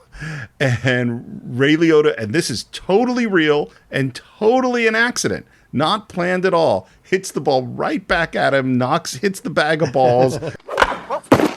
Kevin goes down and gets up and says, Yeah, you can hit the curveball. which was improvised. But this is where you see the skill of Kevin Costner. Yeah. The way he pitches, this is one take. Yeah. Where he pitches that ball all the way across the plate, and Liotta, or whoever's standing in for Liotta, absolutely cranks it into the field. They don't cut away from Costner's pitch at all. His form and everything is right there over the plate. It's a perfect pitch. And what it is it is Ray Liotta hitting that ball. Wow. But then the shot to go it into the corn is a ball cannon. Because they needed the accuracy to know exactly where the ball was going to go. But that's Ray Liotta's swing. Man, I did love this game. I'd have played for food money. It was a game. I love the way he says it was a game. I don't know, there's something about that word, not a sport, and certainly not a business. It was a game that you play. The reverence, talking about the trains and the hotels and the crowds and... Shoot. I'd have played for nothing. Ray Liotta does a beautiful job with that speech. Yeah, he does. And Annie and Karen come out and they introduce them. He asks, by the way, about the lights. All the stadiums have them now. Even Wrigley Field. Makes it harder to see the ball. Yeah, well, the owners found that more people could attend night games. And Shoeless Joe's reaction to the word owners is perfect. Owners. Yeah, because that's what stems from the Chicago White Sox, because Wrigley was their owner at the time. Wrigley was the one who was paying them up almost nothing to play the game, and there weren't any bonuses, or there weren't that many, or the bonuses weren't that high, which is why they took the money from Ace Rothstein and those gamblers to kind of like take care of their families. They thought this could be a situation to get away with it, whatever, and it's because Wrigley was such a cheapskate owner, and a lot of the owners back then were cheapskates. look, they're still cheapskates now. If they had their own ability to do it, they would. So there's no difference. So to hear him speak about the owner in that way is just perfect little nod to people who know the history of that situation. Well, and it's perfect contrast to it was a game. Yeah, right, exactly. Not, because for the owners, it was a business, a factory. So how do we make money off of this thing? Yep. As opposed to it was a game. One more thing, by the way, about shooting this. So you know what happens when you put giant lights up in the middle of the night in the middle of cornfields in Iowa? Bugs. Thousands, millions of bugs swarming so loud that they had to ADR all this music. They had to loop it. The audio wasn't bad because the bug sound was so loud. And they had dudes on the towers up with these lights because they had to adjust lights for the cinematography. And those dudes are swarmed with bugs. Just like at the end, they were wearing wearing beekeeper outfits because bugs are just landing on them and everything. It just sounds really awful. Yep. And as they're introducing Shoeless Joe to Annie and Karen, suddenly a fog comes in, and people see the movie go, "Oh, it's so beautiful as it gets so foggy." And what happened was they went, "Oh no!" And they jumped way ahead in their shooting schedule to get that close up of Ray Liotta that's so beautiful before the fog came in and obscured all the lights and wiped out the scene. Oh wow! Would you like to come inside? And he looks down, and we see a very clear border between the field and not the field. Yeah, and he cannot cross it. Nope. This is a key piece of information, and he jogs away, and just as he's almost gone, he asks, Hey, is this heaven? and Kevin says, No. It's Iowa. I don't even know why that moves me so much, but it's just beautiful. Well, if I could venture a guess, Steve, I mean, you're an atheist, so to you, there is no heaven, right? Sure. Or the concept of heaven can be here on earth. And we see that later when Costner looks at his wife and his child and he's answering his father. And heaven is earth. Earth can be heaven. You can have your heaven on earth. And so the fact that he's saying that to him and he says, no, it's Iowa, but it feels like heaven. Yeah. Like you just said, the game, being there on the field, the smell, my feet in the grass, all of it. This is heaven, And Shoeless Joe Jackson walks into the corn and disappears. It's such a simple special effect. Yeah. This is ILM, by the way. I mean, all it is a lockdown camera shot and a dissolve between two shots, and then ILM added some fireflies and a little bit of dust and stuff. But one of the things that's so smart about this film is they understood that it needed to be simple. Yes. We're keeping this field. You bet your ass we are. Cut to Timothy Busfield, and you're going to lose the farm. Oh, you jerk off. You Busfield, you jerk off. So I love Timothy Busfield so much. Oh, yeah. I think he is such a good actor, and who we first saw in Revenge of the Nerds. Yes. Yes. The violinist. And if you watch The West Wing, his character in The West Wing, it's one of the great supporting actor performances in history. And what he does here is so great because he's the villain. There's no question he's the villain. Mm-hmm. And yet I think his villainy comes directly out of a sense of care for his sister. Yeah, absolutely. Like, he genuinely cares and does not understand why this guy is doing this stupid stuff, which is they don't have enough money. They can't pay the mortgage. You plowed under your crop to build a cornfield. Like, you came out of, you didn't like farming. You don't know anything about farming. And Kevin says, I know a lot about farming. Oh, you do? Yeah, Oh, I know a lot more than you think I know. Well, then how could you plow under your major crop? What's a crop? And then the daughter says, time for the game to start. And he goes, okay, we got to go. And I get it. Like, Mark, the Tim Busfield character, is like, what's wrong with this guy? Mm-hmm. I mean, he's obviously insane. He's going to watch some game on TV when he's going to lose the farm. And you can imagine, Steve, if you're looking at it, you can read into this situation, right? What did Costner say at the beginning with his exposition, a voiceover rather? And he said, we moved in with Annie's family and it lasted the better part of an afternoon. They probably thought she went off to California, hooked up with this hippie dude, and now she's brought him here. They probably never liked him. They don't like California. They don't like hippies. They're salt of the earth people. We're real Americans, that kind of shit. And so here comes They knew this was coming. He was going to do something insane or stupid because he's a hippie and it was bound to happen. Now it's shown itself. And now Mark is full on into that kind of like, you got to get out of this situation. Maybe divorce this guy or get him to see the logic, blah, blah, blah, because he's being totally crazy. And he's trying to appeal to that. But Annie is legitimately who she is, her own person, and she's going to walk her own path no matter what Mark says. But, it just makes so much sense. Well, and again, to be perfectly clear, from their perspective, this is crazy. Absolutely. This is nuts.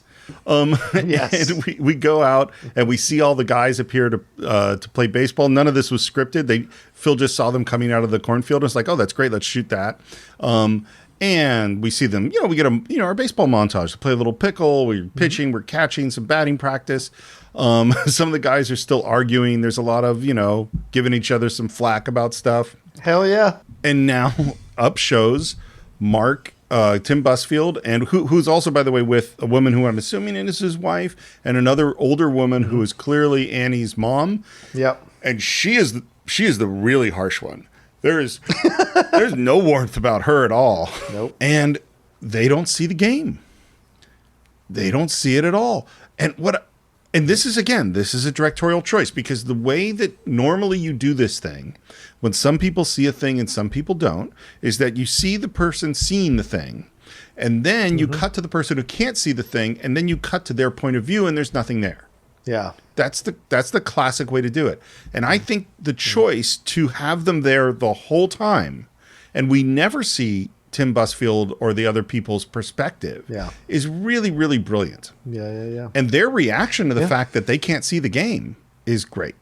You really don't see him? I don't think it's very polite to try to make other people feel stupid. Steve. Yes. Do we have to? I feel like we have to talk about it, and we'll probably get in trouble for it, but we got to talk about it. What do we got to talk about? If this film comes out in 2019, 2020, Fox News is having a field day with this film and saying, oh, they're making fun of us in the Midwest. They're making fun of real Americans, blah, blah, blah. What it's actually saying is that it's a dangerous thing to lose the inner child inside of you, the joy of life, to discover the joy of life, to lose the childlike innocence you have to have sometimes with life, or the childlike joy of life. If you lose that, you become this hardened, bitter, analytical thing, and I think you can lose the joy. And I think that's the fact that those three people who are so adamant and don't see the baseball field. Of course they don't see the baseball field. But little Karen can. Why? Because she's a child and she has the childlike innocence of it. And to believe in these things, we lose that as we get older, the belief of the fantastical. And that's what movies do so well. They remind us. They bring us back to that believing of the fantastical, enjoying the stuff that's crazy and out there and wild. It reminds us, what we used to feel like when we were kids. One of my favorite pictures or memes that I ever saw, or cartoons, was a picture of a guy in his 40s walking into Star Wars The Force Awakens, and the next panel is him walking out and he's a 10-year-old kid. And that's what movies do. They bring you back to that time. And this situation with the people playing baseball is bringing Ray and Annie back to that, because they're more conducive to remember how important it is to have that, to never lose that childlike joy about life. And those three don't. There's so much in what you're saying, and I'm just thinking about, it's sort of putting something in perspective to me that I haven't seen before, which is there's so many threads that are in this film that are unified by what you just said. So one of them is that Shoeless Joe says it was a game. Well, who plays games? Right. Kids. Yep. And in fact, that word play, what is play? Well, play is also we put on a play. It's we imagine things. And there's a moment, we'll talk about it, so at the very end of the film, where the little girl says people will come and they'll go back to when they were kids. Yeah. There's this thing about play and imagination. And it's funny, like I think about the 60s, and I think about when I've been to Burning Man, and what is that there are so many ridiculously silly things that people put all this work into, like building a baseball diamond in the middle of a cornfield, that make no sense because they think it would be fun to do that thing. And so they'll build a giant dragon out of a city bus and drive it around the desert, and it costs tons of hours and a lot of money to do something absolutely ridiculous, right? Which is exactly what Ray is doing in this film. I just did something completely illogical. Yeah. And so there is a connection between it was a game and the game we played as a kid and being childlike and having an imagination and the ability to see this game. Yeah, Right. there's a lot here. And then I love there's a little gag after the family leaves and he's talking to this older baseball player who fits into his old uniform and he says, "Oh, you must be in good shape." He's like, "Well, Let's see, I died in 70. That means I haven't had a cigarette in what, 18 years? You don't smoke, do you? No. And then they go off and disappear into the corn. Bunch of great character actors, by the way, as these baseball players. Bunch of great character actors. And the next scene we hear the voice again. And the voice says, "Ease his pain." I'm sorry, what? I didn't understand. What? Ease his pain. Ease his pain? What the hell does that mean, ease his pain? What pain? All right? Whose pain? I built the field. They did it. And we go into the kitchen, and this is all in one shot. And by the way, if you watch, here's a totally small acting thing I'm sure you're familiar with, is that when you're acting in a scene and you have some business, like putting down something heavy on a wood table, you don't want to put that thing down right in the middle of your line because that sound will cut off the sound of your line. Watch how Amy Madigan does all her business in the scene. She moves things exactly between lines, so it does. That's just good technical film acting. And she's going, "What is this eases pain? You got to build a football field?" And it's like, "Well, who's paying? Shoeless Joe's?" And he goes, "I don't know." And she says, Ray, this is a very non-specific voice you have out there, and he's starting to piss me off. She's so great, man. It's so great. Well, and now we're going to see her at her peak because we're going to head off to the PTA meeting. Yeah. Oh, yeah. By the way, this is Amy Madigan's first day of shooting. Oh, really? Yeah. Wow. Okay. Which she was not happy about. She's like, "Can't you let me warm up a little bit, play some other scenes? I don't want to have to jump right into the scene," but this is what they had to do. And one of the purposes of this scene is that in the book, when the character is J.D. Salinger, we don't have to do a lot to introduce him. Right. Because he's a famous character. Yeah. But in the movie, where we're inventing a character, we have to tell who this guy is. And so what's happening at this PTA meeting is they want to ban the book of this author, Terrence Mann. And I say smut and filth like this has no place in our schools. And there's this guy who's like on the school board or something. He's like, "No, it's a Pulitzer Prize winning novelist. It's a, the Supreme Court says it's not pornography." And while this is happening, Ray is looking at thinking through eases pain. What does eases pain mean? Yeah. And Annie is just like jumping out of her skin at how she can't believe that they're actually talking about banning books. And finally, she just can't handle it anymore. And she stands up. Terrence Mann was a warm and gentle voice of reason during a time of great madness. She says that he invented the phrase "make love, not war," which of course he didn't. I don't know who invented that phrase. And I think if you had experienced even a little bit of the 60s, you might feel the same way too. I experienced the 60s. No, I think you had two 50s and moved right on into the 70s.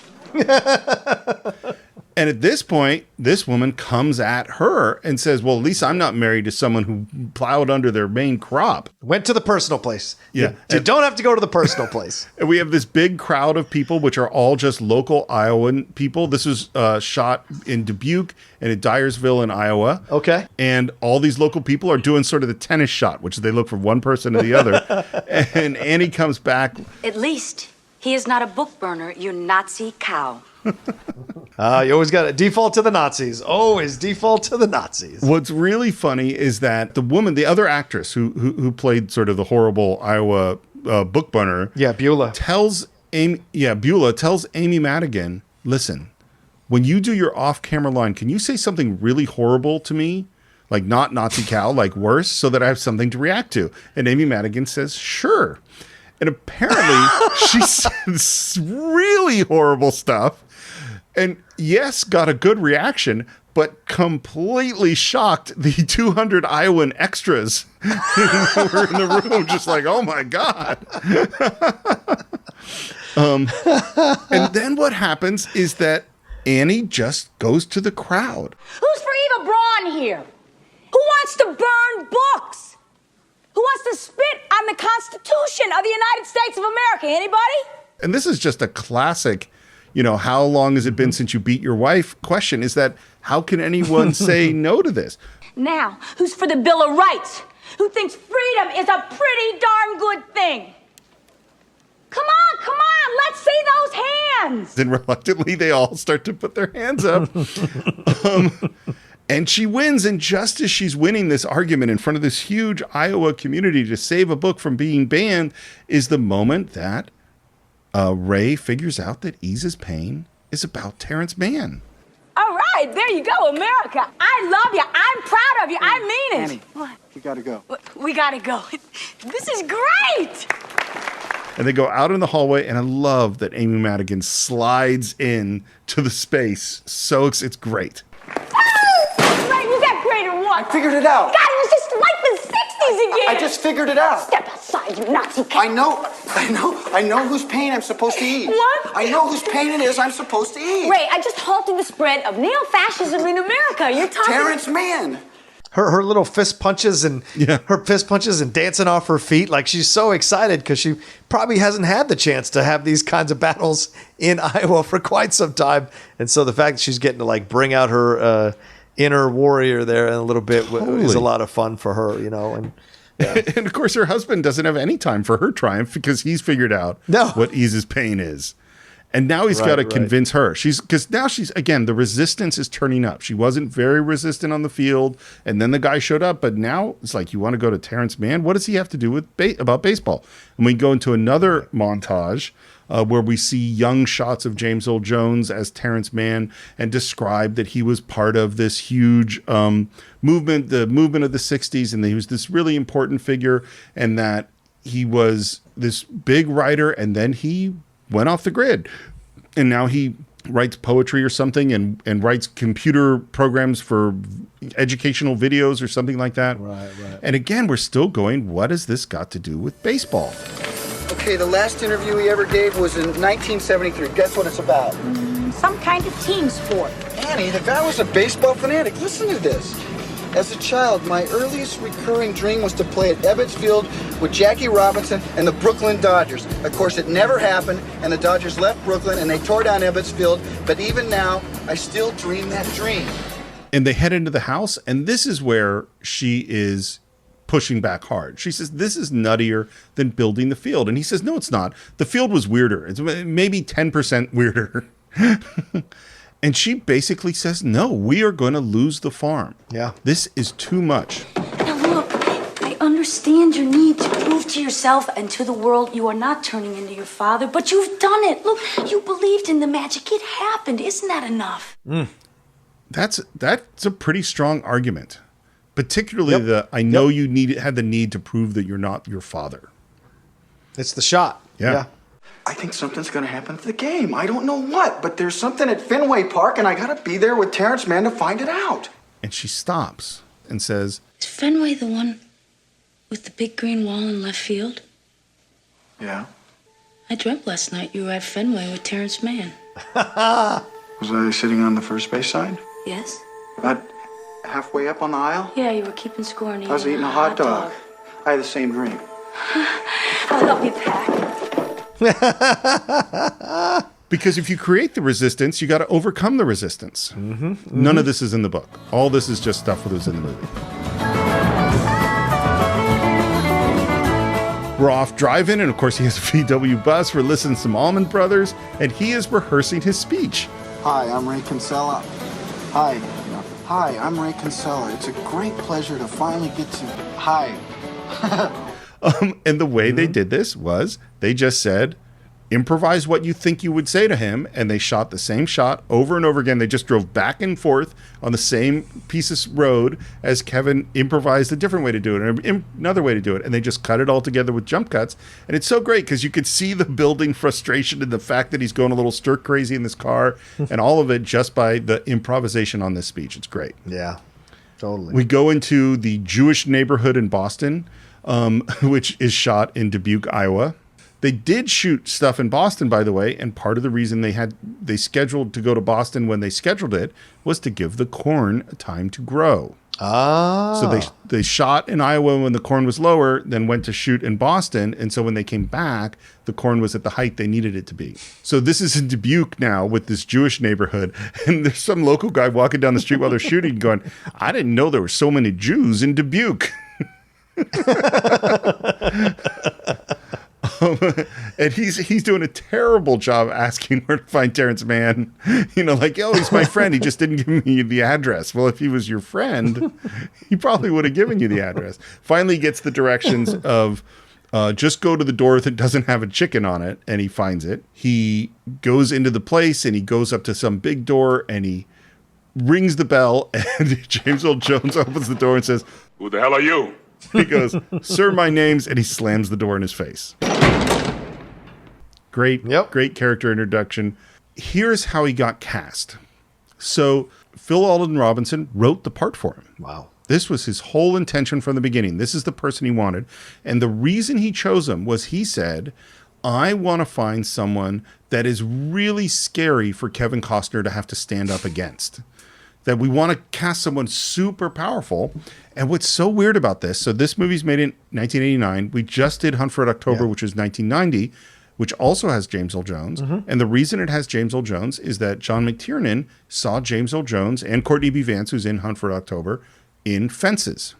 Phil Alden Robinson saw Fences too. And that is why he decided to write this part for James Earl Jones. The same performance, and it's the same play. When I saw James Earl Jones in Fences, one of the great theater experiences of all time, they send the script. James Earl Jones doesn't read it. His wife reads it and says, you got to do this movie. And he goes, why? And he said, well, it's got a speech in it that you want to do. And unfortunately, the speech will probably get cut out of the movie because no one leaves speeches that long in films. But just on the chance that you can do this speech, you got to do the film. And that is why he agreed to do it. Thank God he did. Yeah. Oh, yeah. He's so great in this movie. This might be one of my all-time favorite performances of his.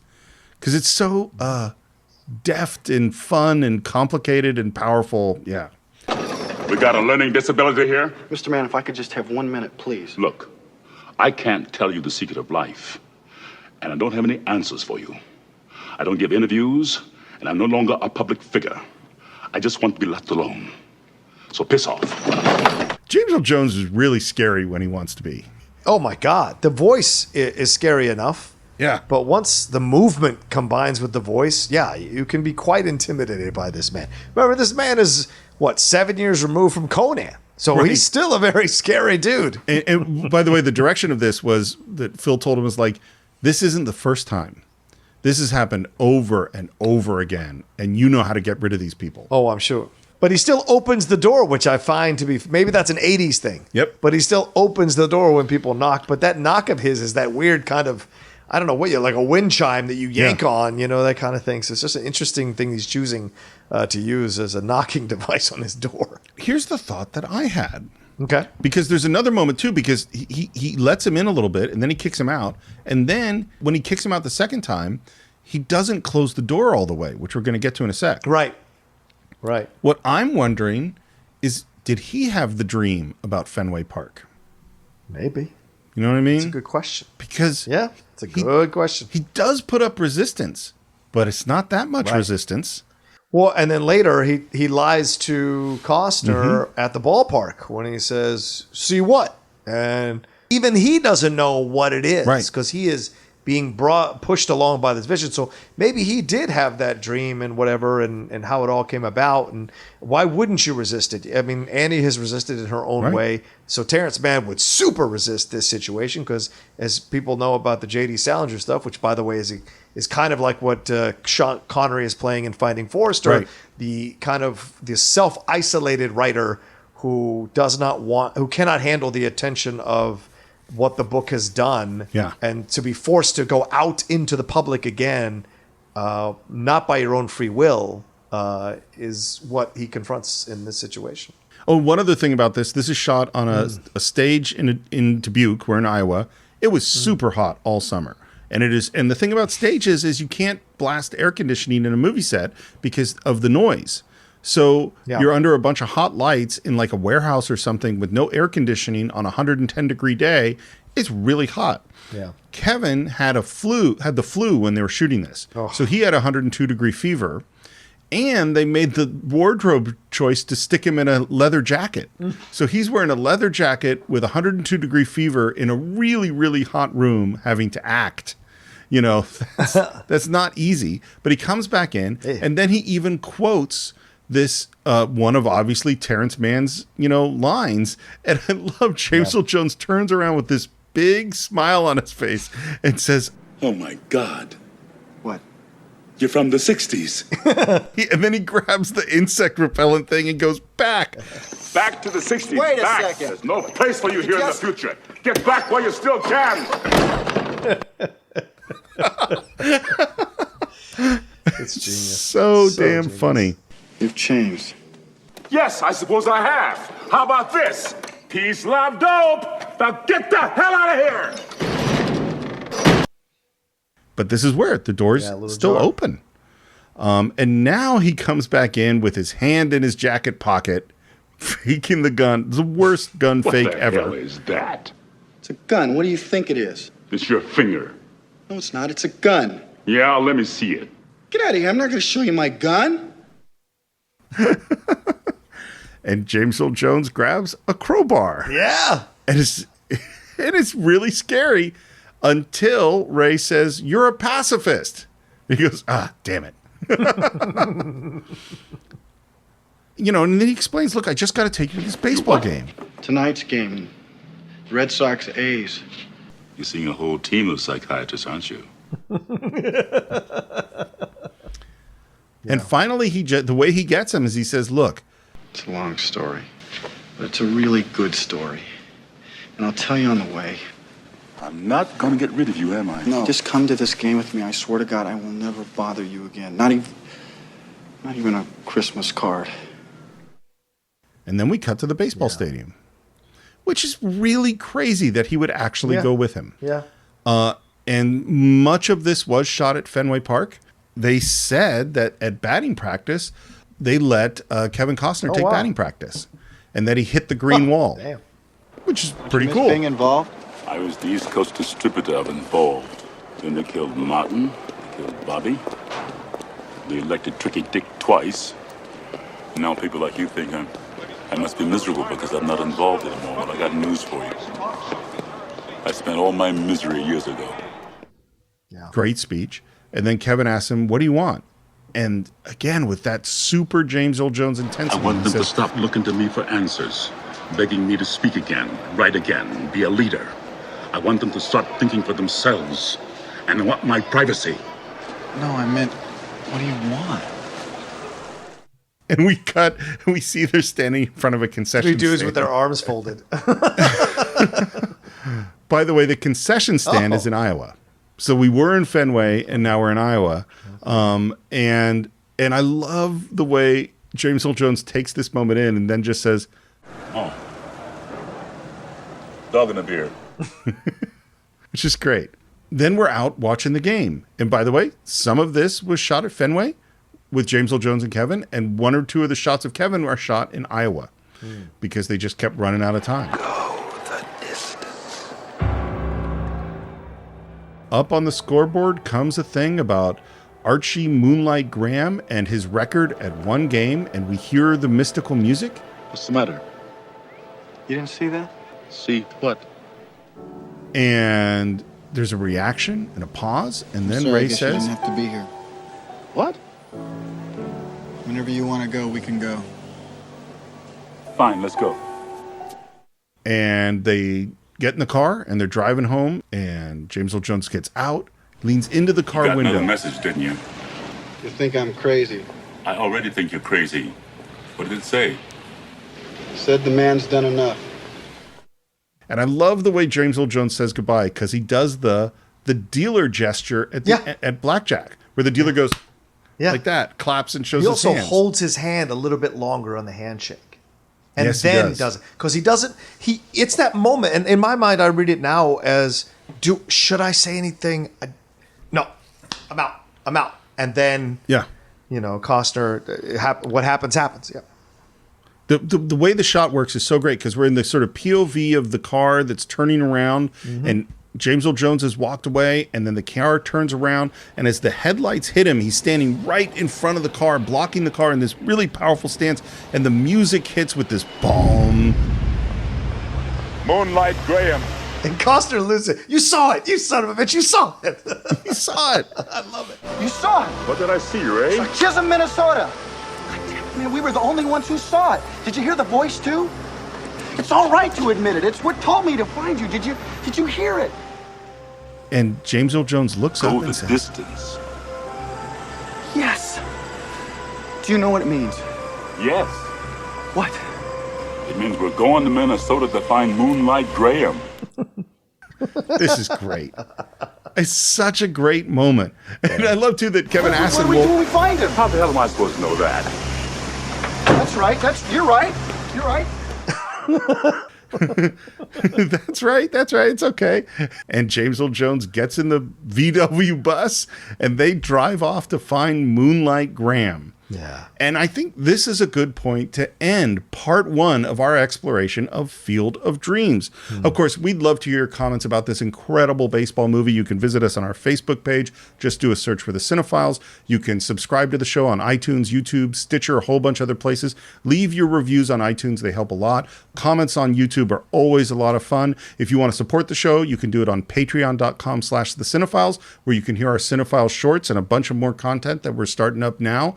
And if you want to buy or stream Field of Dreams, you can do it on cinefiles.net. And if you want to reach me, you can reach me on Twitter at SRMorris, Instagram, SRMorris1. John, you can always reach me at the Rocha Says on Twitter and on Instagram. You all know that. But please come on and subscribe to my YouTube channel as well, www.youtube.com/John Rocha Says. Come and get involved and see all the content we got on going on over there as well. And if you want to follow the show on Twitter, you can do it at Cine_Files and on Instagram at the Cine-Files Podcast. And I think that is it for this week. We will be back next week with part 2 of Field of Dreams.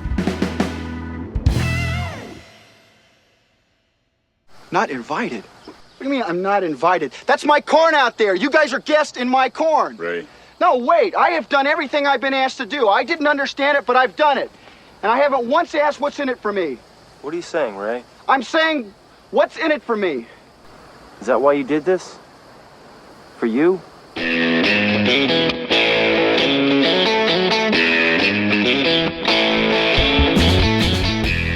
Hello and welcome once again to the Cine-Files, where this week we continue our exploration of Field of Dreams. My name is Steve Morris. I am a filmmaker and directing instructor in Los Angeles, California. Hello, everyone. My name is John Rocha. I'm a voiceover artist, writer, producer, and host on The Outlaw Nation, and co-host of numerous podcasts as well around this lovely city.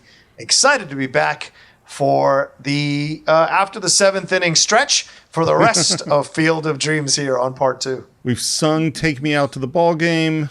We've gotten our Cracker Jacks. And now Ray Kinsella has just kidnapped Terrence Mann, and then he agreed to go with him on a journey to Chisholm, Minnesota, to find out who is Archie Moonlight Graham. And of course, if we're going to go driving, we need some Doobie Brothers.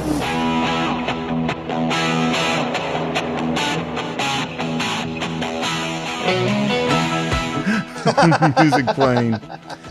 And he calls up his wife and says, I'm with Terrence Mann. And she goes, oh my God, you kidnapped him. And he's like, no, it's all fine. I'll explain later, and asks her, how are things? And she says, there's a pause, and she says, fine.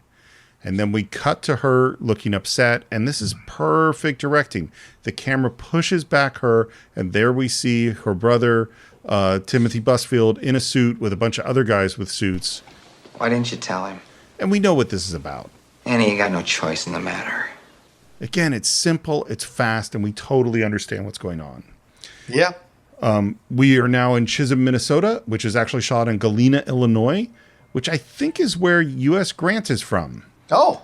And the reason they shot here was because it's right across the Mississippi River from Dubuque, which is where they did a lot of the other shooting.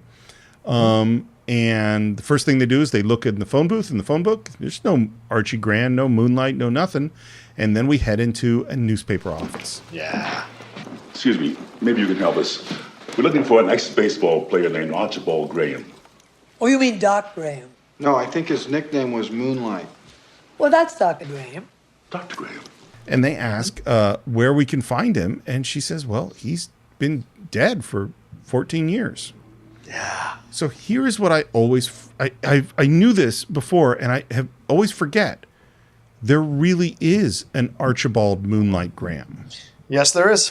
And the way this all happened is just so, he really did play one inning in Major League Baseball. He really never got to bat. And the way this whole thing happened, and he really was a doctor in Chisholm, Minnesota, is that W.B. Kinsella, who wrote Shoeless Joe, was just paging through the baseball encyclopedia as you do.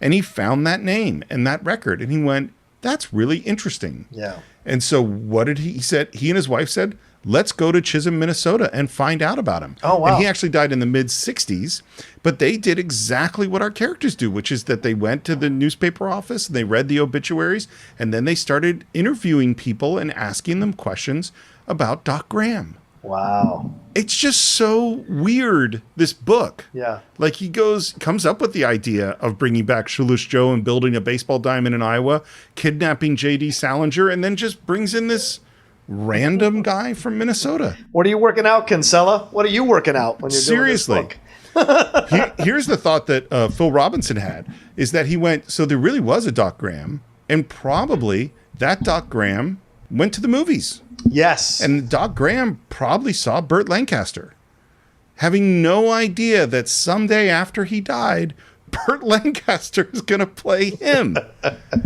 It's just so bizarre. You know what's funny? It came out later that he was actually had this at a party and was asked this question. And he said that he rather wanted Kirk Douglas to play him rather than. That's hilarious.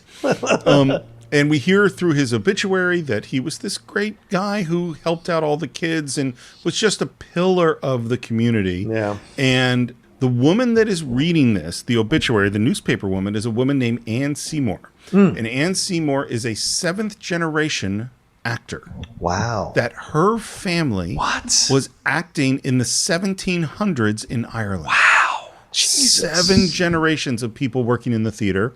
She was in movies, and she was really a Broadway star. Mm-hmm. James Earl Jones's first gig on Broadway was in Sunrise at Campobello, which is the play about the Roosevelts. Yeah. He had one line. That line was delivered to Anne Seymour, who was playing Eleanor Roosevelt. His line was, Mrs. Roosevelt, dinner is served. So here, now he's the star, and she's playing the supporting part. I just think that's so cool. And the moment, and it makes this next moment, which is one of the smallest and my favorite moments in the movie. Yeah. Which is that she reads the obituary, and he says, You wrote that. The day he died. Yes, sir. You're a good writer. And she says, while patting him on the arm, So are you. That's such a great little moment. It's so great, and it's so simple and small, and because it's and he gives her a little look, and it's just all of this like, oh, she recognized him right the moment that he walked in, and but had so much class to not bring up that you're J.D. Salinger, you're the great missing writer, you know, that's just amazing. And another thing, Steve, if you want to add another layer to this, maybe this is her talking to him, and what if he says, "You're a great actress, so are you"? The pat on the arm. That's what I think too. Right? Yeah, yeah.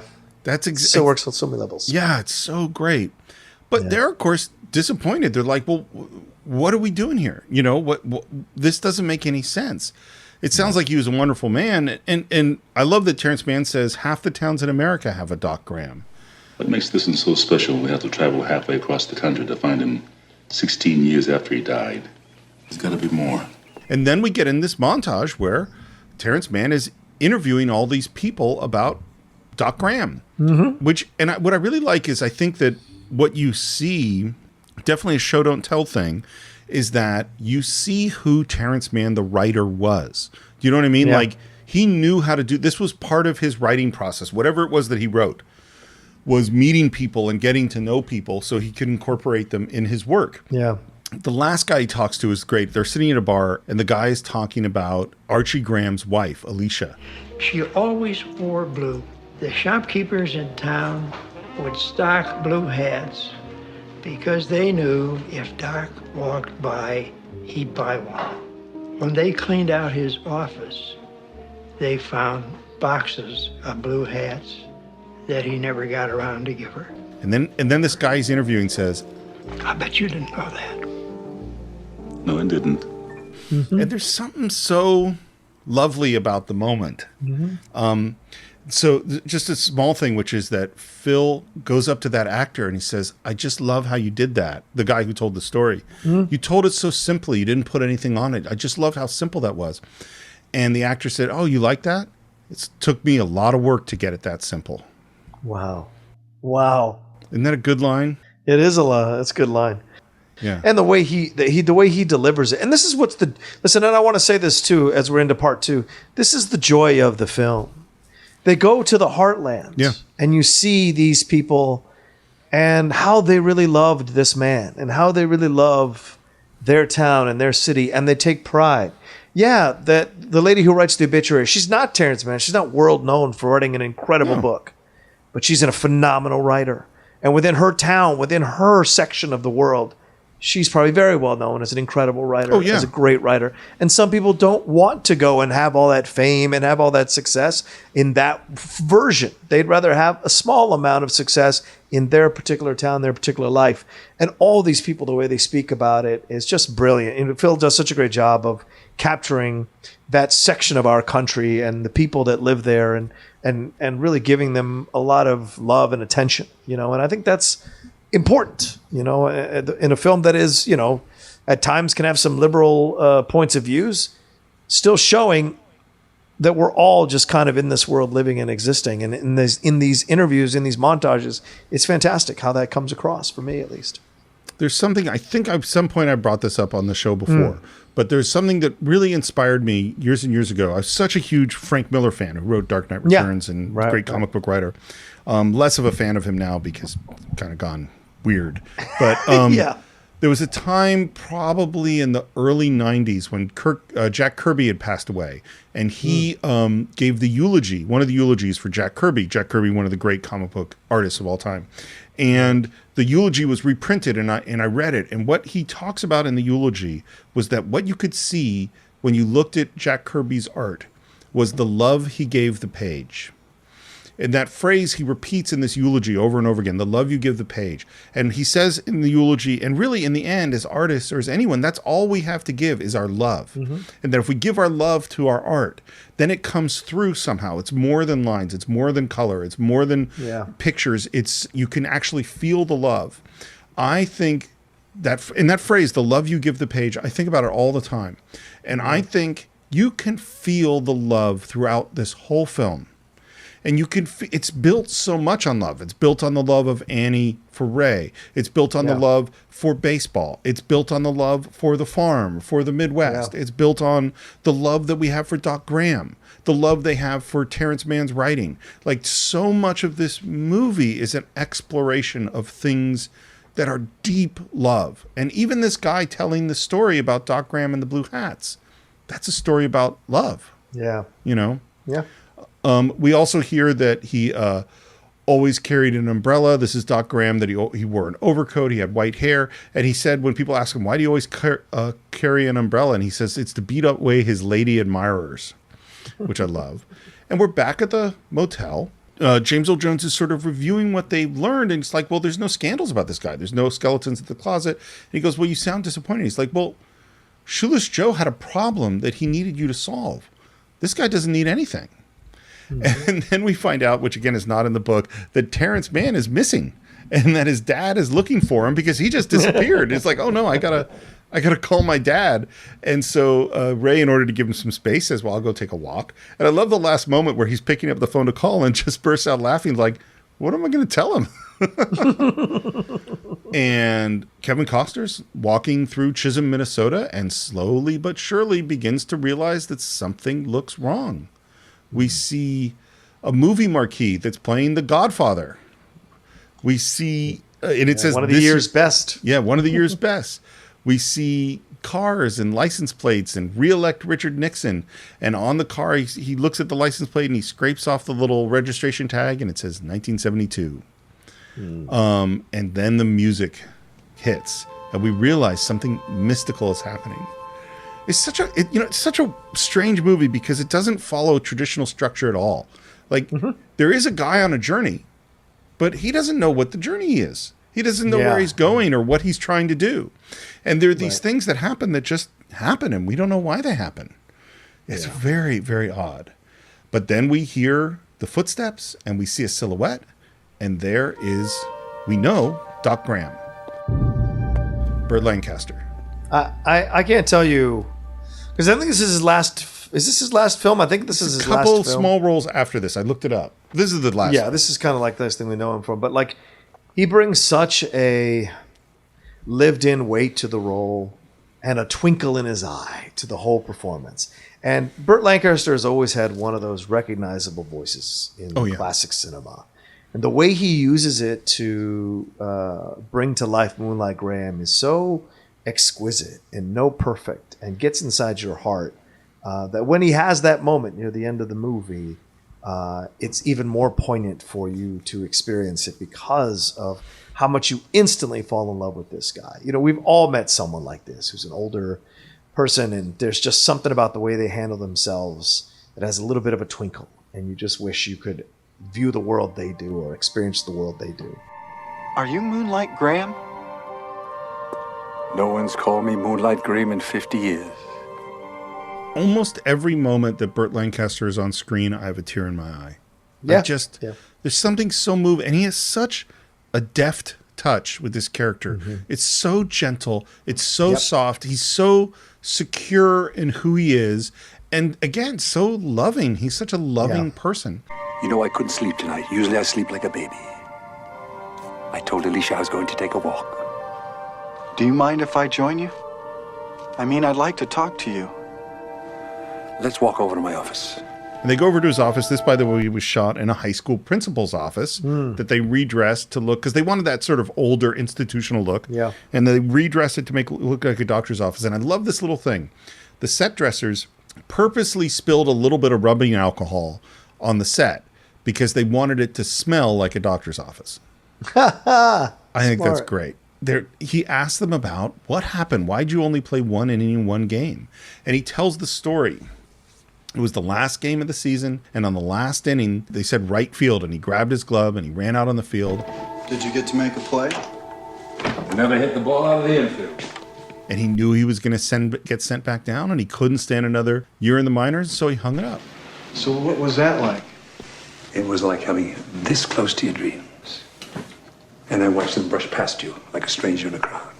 Apparently, Burt Lancaster was really struggling with his lines at this point. Like, his memory wasn't so great, and they started to go, oh, he's not going to get it. You know, like, we're going to be in trouble. And then all of a sudden, the last take, he brings it together and pitch perfect, line perfect. And Phil says this was the quietest he had ever seen on a movie set in his life. I've been on sets like this where suddenly everyone knows something special is happening. You know, we just don't recognize the most significant moments of our lives while they're happening. Back then I thought, well, there'll be other days. I didn't realize that was the only day.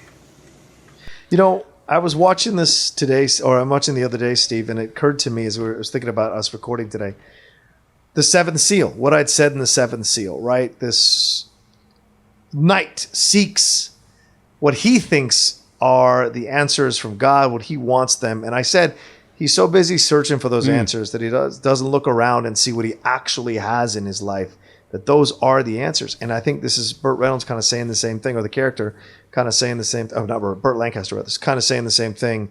This idea, you think there'll be other days, you think you'll have, when in fact that was the only day. And you're so busy thinking about that it'll happen at some point, that you forget that it might not happen at all because you're so young and you think, oh, totally.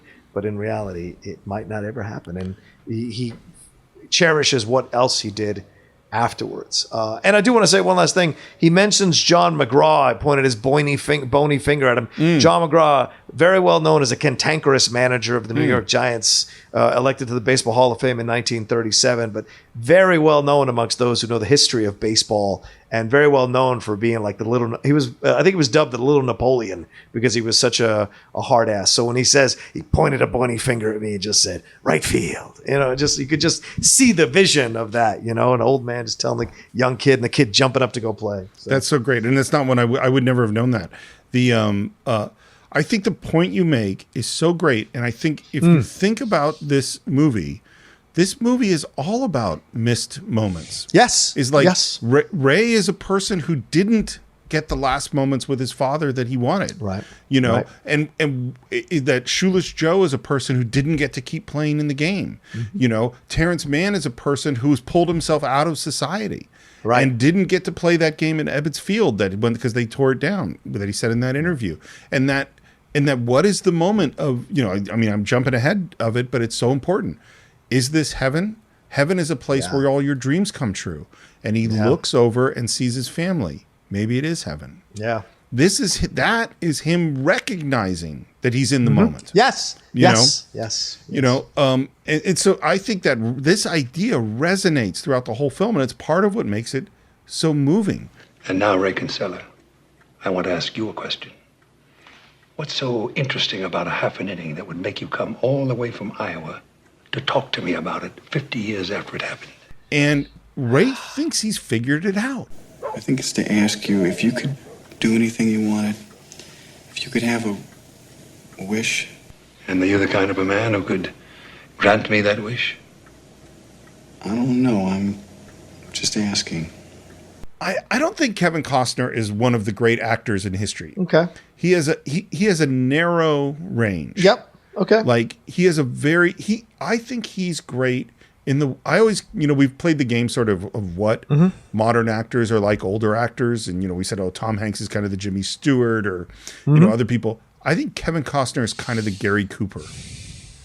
Is that he's very American and very simple and honest. There's an honesty about what he's doing. What a more complimentary one might even be? Maybe even Henry Fonda. Ooh, I think you're stretching with Henry. I'll go with Gary, though. Okay. I'll accept Cooper. But when I think because Fonda's transcendental, and Fonda is a damn good actor. Yeah. That's why I kind of feel the same way. Yeah. The moment at which he says, "I don't know, I'm just asking," and he's got that smile on his face, is such a beautiful acting moment. Well, I never got to bat in the major leagues. I'd have liked to have that chance, just once, to stare down a big league pitcher. To stare him down, and just as he goes into his windup, wink. Make him think you know something he doesn't. And then the next piece is it's pure poetry. Chance to squint at a sky so blue that it hurts your eyes just to look at it. To feel the tingle in your arm as you connect with the ball. To run the bases, stretch a double into a triple, and flop face first into third. Wrap your arms around the bag. It's very reminiscent of what Shoeless Joe Jackson says when he first shows up, right? The smell in your nose, the feel of the grass on your feet, that kind of stuff. There's once again, baseball is a religious experience for a lot of these people that play it. It is so, just the way he speaks about it is so, just to wrap your arms around that base. All of that is just so visually striking, but so emotionally effective. And tactile. It's you feel the touch of all of it. Oh yeah. Yeah, it's really, really beautiful. And Ray says, I think I can give that to you. I got a place you can go. And there's a moment, and then Burt Lancaster looks up at the clock and he says, "This is my most special place in all the world, Ray. Once a place touches you like this, the wind never blows so cold again. You feel for it. Like it was your child." And he says, "No, I can't leave Chisholm." And Ray's like, "No, but I think you're supposed to come with me." 50 years ago, for 5 minutes, you came this close. I mean, it would kill some men to get that close to their dream and not touch it. God, they'd consider it a tragedy. His next line is amazing. Son, if I'd only gotten to be a doctor for 5 minutes, now that would have been a tragedy. Yeah. And here's the thing. Doc Graham is not Shoeless Joe. Mm-hmm. Shoeless Joe is a very sad figure who spent his life trying to get back to the thing that made him who he was. Yeah. Being a doctor is what makes Doc Graham who he is. You know? He is content. Yes, he has a wish. It's more, you know what it is? Here's the difference. Shoeless Joe is a tragic figure who you want to give a wish to to solve his tragedy. Mm-hmm. Doc Graham is a heroic figure who you want to give a gift to because he's been such a good man. Yeah. You know what I mean? Yep, absolutely. Absolutely. But he does want to play. He does want that, that moment. Yeah. But not because he's sad. No, not at all. Not at all. Yeah. And then he says, with that twinkle that you mentioned, that perfect twinkle in his eye, I better be getting home. At least you'll think I got a girlfriend. So brilliant. So brilliant. And then we're back. We're back with James Earl Jones and kind of going like, well, what did we come here for? And his response is maybe it was to find out if one inning could change the world. Think it did? Did for these people. If he gotten a hit, he might have stayed in baseball. And then he says, oh, by the way, your wife called. You got to call her. He calls her. And now we reveal the loan is coming due. They're going to foreclose. Yeah. And he goes, okay, I got to take Terrence Mann back to Boston. And he's like, no, I'm going to see the baseball diamond. And I love that he says, okay, we're coming home. The we're coming home is great. We're out driving and there's a hitchhiker. And he goes, well, I need all the karma I can get. And we pull over and there is Frank Whaley. Yeah. Very young.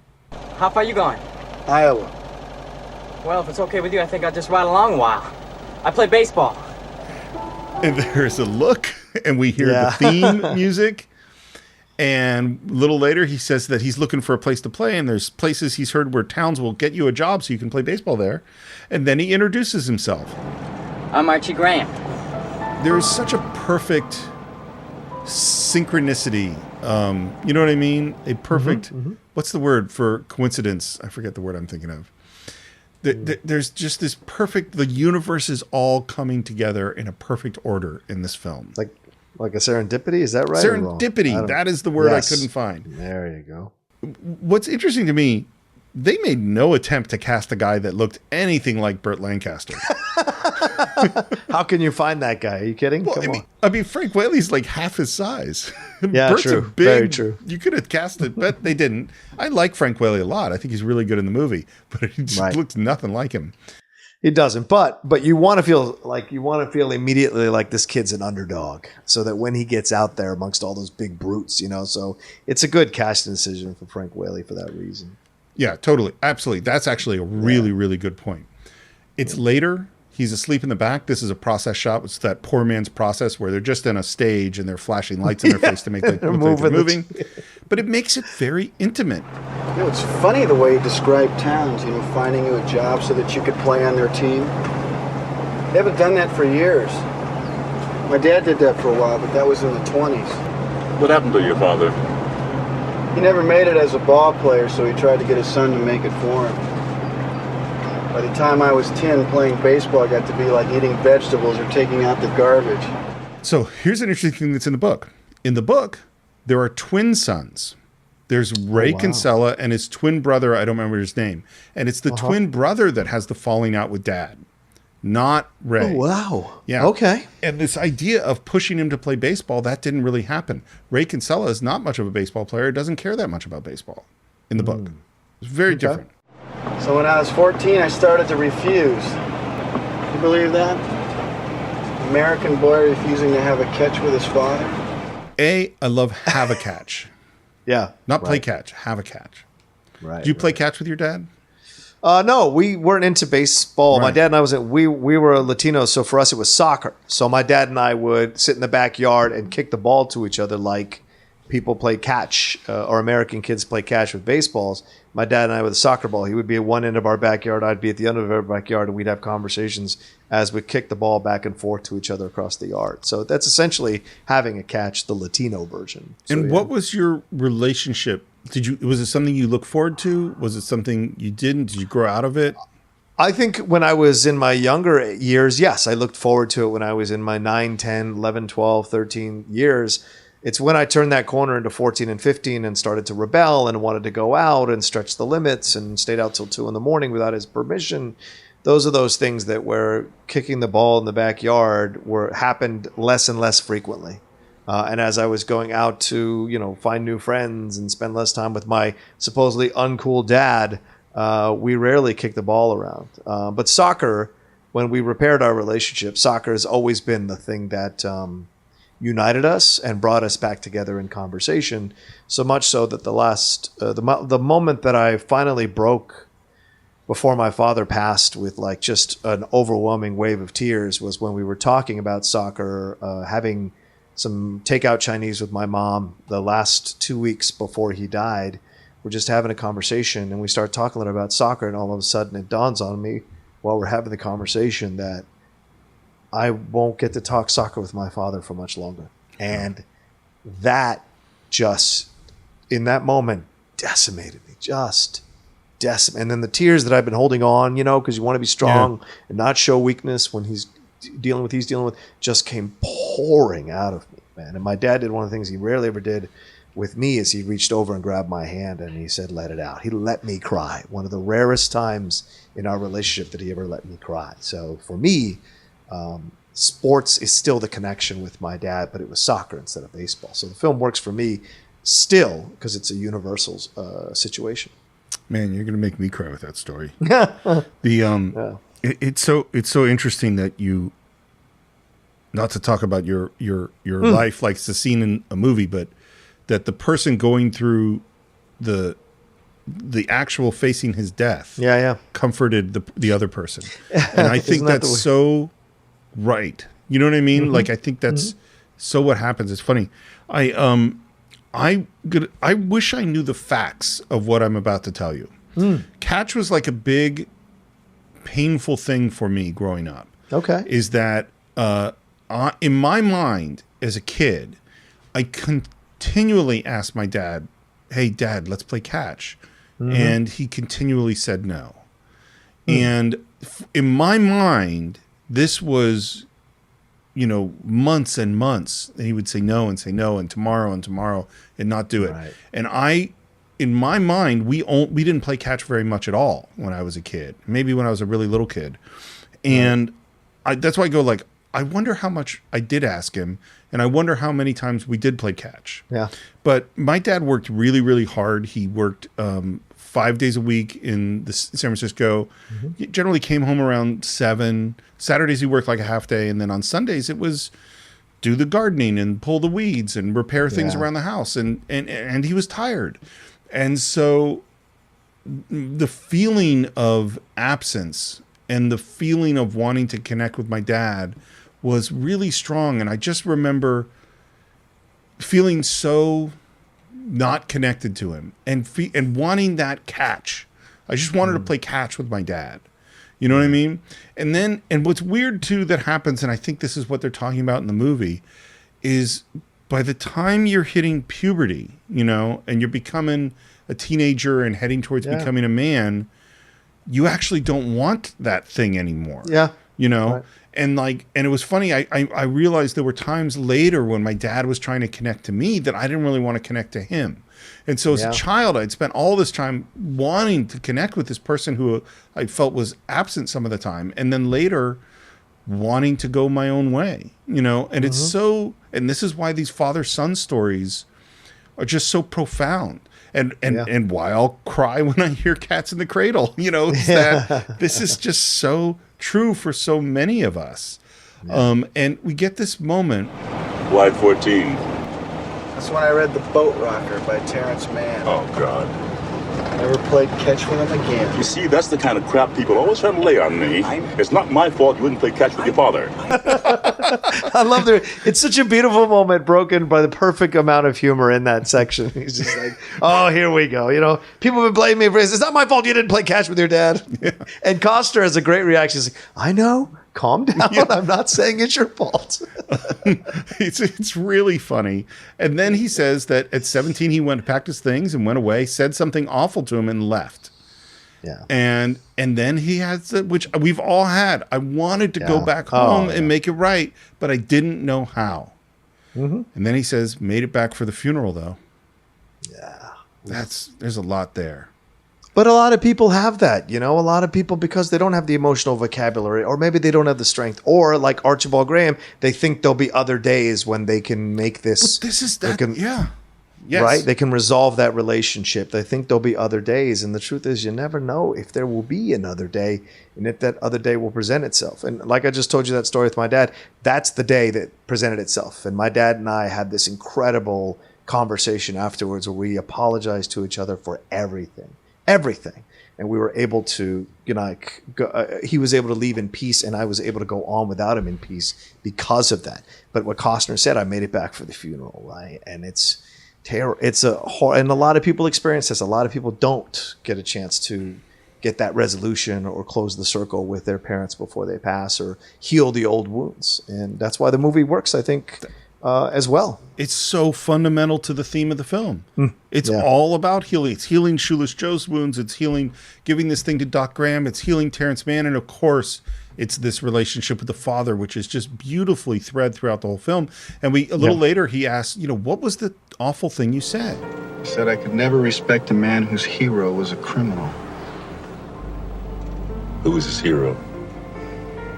Shoeless Joe Jackson. You knew he wasn't a criminal. Then why did you say it? I was 17. Son of a bitch died before I could take it back. Before I could tell him. And we don't get to tell him what. Right. You know, right. Exactly.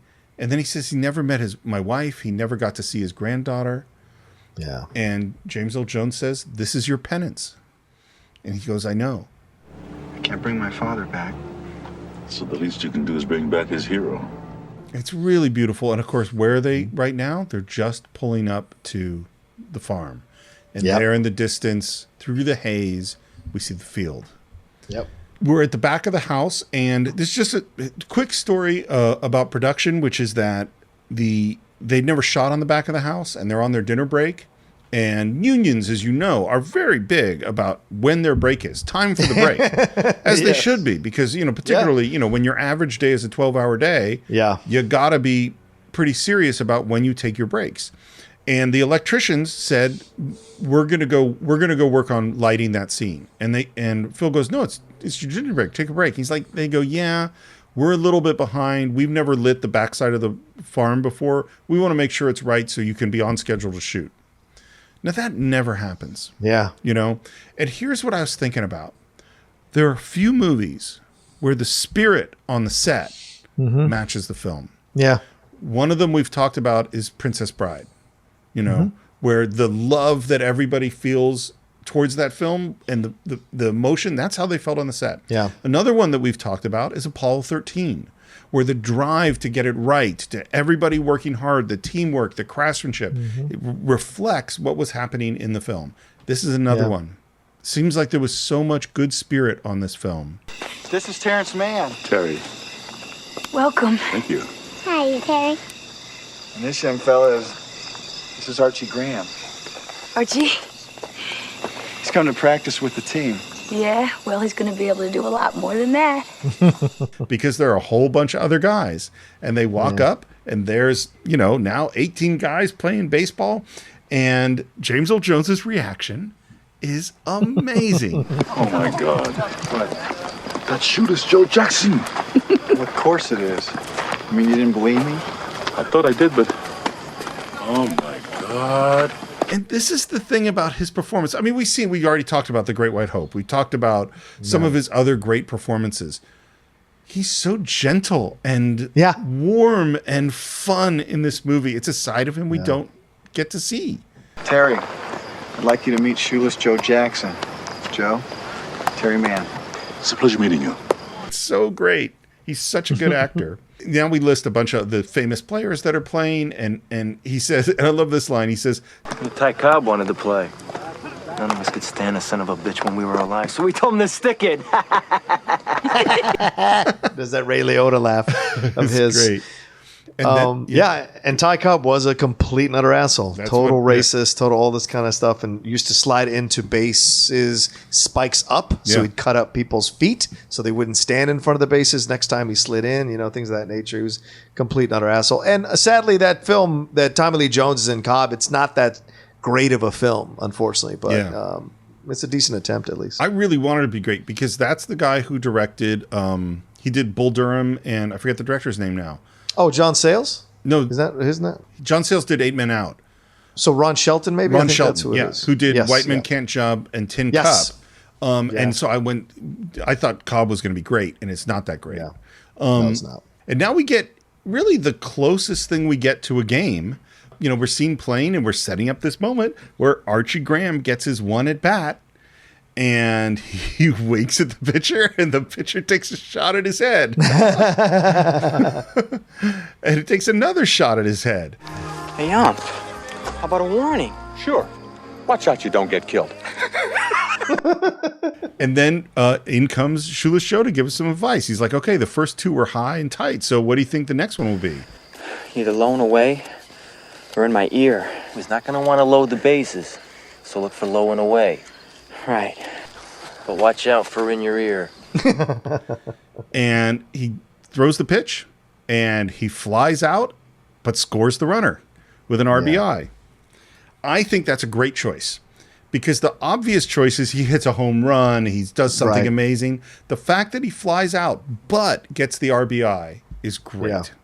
Or hits that. He could have hit that triple, Steve, and hugged the base, and it would have been such a cop out. You're absolutely right. This is the better choice. Way better choice. So here's another story. Rod Dado, who's the USC baseball coach, who's coaching here. Yeah. And he's a famous coach, and Phil goes up to him and says, "Hey, did you ever play?" He's like, "Yeah, I played." He's like, "Well, were you good?" He's like, "Yeah, I was pretty good." "What'd you play?" He said, "I played shortstop." He goes, "Oh, yeah. Could you hit?" "Yeah, I'm a pretty good hitter." And Phil says, "Well, why didn't you ever play in the majors?" And he goes, "I did play in the majors." He played I forget which team it was, shortstop, for 1 game. And then he broke his back. Oh. And that ended his career. Wow. And Phil looks at him and says, "Oh my God, you're Doc Graham." And Rod says, "Yeah." That's just amazing to me. And then they shot the whole movie and didn't know this. Yeah. And if he hadn't asked, he would have never known. And how many kids did he train to become ball players who became great professional ball players? Maybe he would say the same thing. If I had only got to be a coach for 5 minutes, that would have been a waste. Yes. You know? Oh, great point. We cut to the stands and they're doing the wave. Here's the note I wrote. I love James Earl Jones in every single moment of this movie. Yeah. He's so good. And they kind of congratulate Archie, and there's this moment where Frank Whaley makes eye contact with Kevin Costner. Yeah. I'll tell you what I think this moment means. Okay. I think inside Archie Graham at this moment is Doc Graham. Yep. That's Doc Graham recognizing the guy that he met who has now fulfilled the wish that he told him. Yep. That's what I see. And I also think that works because when he walks off the baseball field and becomes Doc Graham, we knew that Doc Graham was in there already. Yeah. Waiting to come out, right? Just from that just from that look to Costner, which is brilliant. It's an older look. We'd see Whaley, the wide-eyed kid, right? But in that moment, he's got more years to him in that look to Costner's character. A Jeep pulls up. And there we have Timothy Busfield. And this moment is so great, which he doesn't see the players. So he walks right past home plate just as a pitcher pitches the ball. And it is so close to him. Hi. And this is all just real. This is not a special effect in any way. Yeah. They had a professional pitcher, I don't know who it was, pitching. And the ball was hollowed out. So it wasn't as heavy, but it would still hurt. And they just timed it out And apparently Tim Busfield was terrified. Yeah, of course. And he does it, has no reaction whatsoever to what goes on. And the players react. It's a great, great moment. Yeah. Ray, it's time to put on your little fantasies and come down to earth. It's not a fantasy, Mark. They're real. Who is real? By the way, this is an extremely complicated scene to shoot. There was a ton of coverage. Coverage means all the different angles you got to shoot. Yeah. I think they shot this scene for 4 days. Wow. Here's the thing about directing. It's an exhausting job. And you're working 7 days a week, 12, 15, 18-hour days.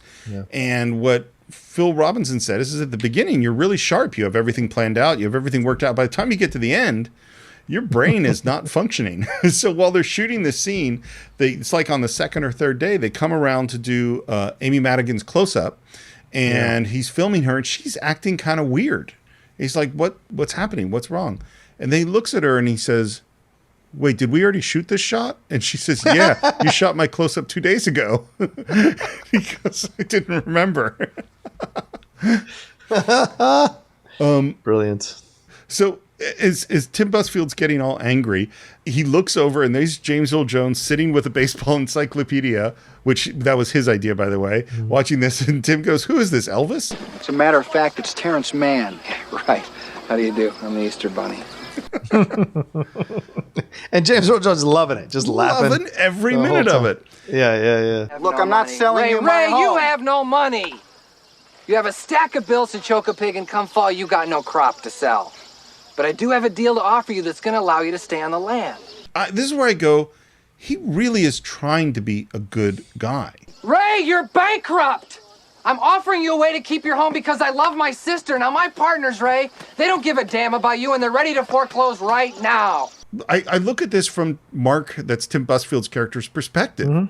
He's doing everything he can to help this guy. Yeah. And they're sitting here looking at nothing, pretending that this is J.D. Salinger that they're with, and he won't sell the thing. And it's like, Ray, you're bankrupt. Daddy, we don't have to sell the farm. Karen, please. Just wait. People will come What people, sweetheart? from all over. They'll just decide to take a vacation, see? And they'll come to Iowa City. They'll think it's really boring, so they'll drive up and want to pay us, like buying a ticket. And Mark's going, like, you listening to this? And Annie says, yes. Why would anybody pay money to come here? To watch the game. And this is the thing we were talking about before. It will be just like when they were little kids. And then it's time for James Earl Jones. And this is the speech that he took the part for. Yeah. The speech that he thought would be cut out of the movie. Here's what he said to Phil, the director. He said, I don't want to preach. And Phil Robinson was so upset because he pictured James Earl Jones speechifying, like really going at it. Yeah. And he says, I don't want to do it. I want to play it simple. And that's what he does. Yeah. And I think this speech is so great. It carries more weight being simple. People will come, Ray. They'll come to Iowa for reasons they can't even fathom. They'll turn up your driveway, not knowing for sure why they're doing it. They'll arrive at your door as innocent as children, longing for the past. This is this thing we're talking about, longing for the past and being a child. Yep. Well, and since this is a movie about healing things from your childhood, that makes sense too. Of course, we won't mind if you look around, you'll say. It's only $20 per person. They'll pass over the money without even thinking about it. For it is money they have and peace they lack. That's the line for me. For it's money they have, but peace they lack. That is it. Why? Because money can't buy you. It's true. You could have all the money in the world, but if you haven't resolved this thing inside you, it doesn't matter. Yes, you can pay your bills. Yes, you can buy whatever car you want or whatever boat you want. But if all you're doing is shoving that into the hole that doesn't seem to be get filled, what's the point And that's what it is. It is peace that you're looking for. It is closure that we look for in life, because we're human beings and we make mistakes. We're not emotionally ready for certain situations we confront in life, or as we're growing up, we say that terrible thing like, I could never respect a man whose father was a criminal, things of that nature. Lord knows I said terrible shit to my dad, like, I couldn't respect a man who never graduated college, without knowing how my stepfather stopped him from going to college before I knew that story, and things of that nature. And so we all say the terrible things in relationships, in relation with our children. You can say that offhand comment that you wish you could take back. Happens all the time. But how many of us would pay to have peace with that one person we hurt, or get closure with that one person we hurt, and we'll never be able to get that? And it's just, I love that. Or within our own lives, how many of us search for peace? What do you think the self-help industry is booming generation to generation? They're not telling you anything new that hasn't been said for 3 decades. It's just the way it's being delivered is different. And so, people seek peace all the time. And money is no object to peace, and people are willing to pay for it, which is why, like I said, the self-help industry is still so rich and powerful nowadays. Well, and what is this movie about? This movie is about a guy. And religion too. Sorry. And religion too. Sorry. Yes. And what is this movie about? This movie is about a guy who does something financially really stupid, basically puts himself in such financial distress that he's going to lose his farm. Right. But he's going to gain peace. It's his way of resolving these things, and resolving these things for all these other people. And they'll walk out to the bleachers, sit in shirt sleeves on a perfect afternoon. They'll find they have reserved seats somewhere along one of the baselines, where they sat when they were children and cheered their heroes. Again, there's that thing about children. Yeah. And cheered their heroes. Those I think are really related. The child, the hero. And that is Shoeless Joe. And that is Archie looking up. These were all his heroes. But then Doc Graham is people's heroes too. And Terrence Mann is people's hero. Right. He's a hero too. And they'll watch the game. And it'll be as if they'd dipped themselves in magic waters. The memories will be so thick they'll have to brush them away from their faces. Again, super tactile. Yeah, and again, the religious overtones. Dipped in magical waters, baptism, the rebaptized, that kind of thing into the game. And while all this is happening, Mark is pushing his agenda. Ray, when the bank opens in the morning, they'll foreclose. People will come, Ray. There's a few things that happen. Like one is that the music starts to play. One is that the players who are all out in the field slowly turn and walk up behind him as if they're sort of the chorus. The one constant through all the years, Ray, has been baseball. America has rolled by like an army of steamrollers. It's been erased like a blackboard, rebuilt and erased again. But baseball has marked the time. This field, this game, is a part of our past, Ray. It reminds us of all that once was good, and it could be again. Oh, people will come, Ray. People will most definitely come. Yeah. This is all the stuff we've been talking about. This idea of an idealized America. Yeah. And it's idealized through the spirit of baseball. Yeah. And it's history. I really wonder, because I grew up with baseball always being on the radio. My dad always played it. And his reverence for baseball brought it to me. And I wonder if younger generations are going to, they might be baseball fans, but I wonder if they're going to have that sense of history. You know what I mean? The way that we did. I wonder if that'll exist. A lot of people question that nowadays, because I still feel like the more years we live, Steve, the less I feel connected to the past, and revisiting the past. And as much as I used to enjoy it, now it's like, how many people are actually revisiting the past who are way younger than I am? How many of them care about the past? Things of that nature, So you wonder how much of these stories will remain and stand the test of time. We shall see. Ray, you will lose everything. You will be evicted. And all the pressure is on him to make this decision. I don't know why we can't talk about it with Annie. Seems to me she's part owner of this thing too. But it's all on Ray. And he looks and the camera pans along the players. Yeah. One thing I meant to mention before. Want to know what the director's one regret is about this film? What's that? It never occurred to him to have African-American players on the field. Oh, damn. Yeah. That makes sense. That makes and so much sense. Think of all the guys in the Negro Leagues. Yep. And their dreams. They didn't get to play in the majors. Yeah, but then again, I think you'd have to add that element to the story. You couldn't just have Negro League ball players on the field without a connective tissue to somebody on the other side of it. You know what I'm saying? You'd have to make a moment for it.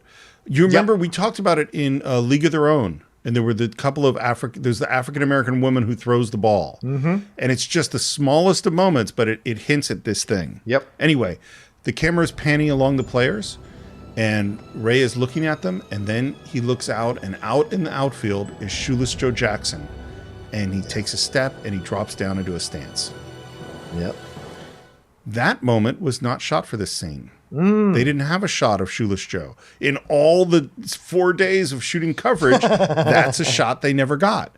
And they realized that they were missing something, and that shot was from a completely different scene, and it was before he even said action. They were just rolling the camera, and Ray Liotta was getting ready to do whatever the scene was supposed to be, and that became the moment. And the music builds, and he says, Not signing.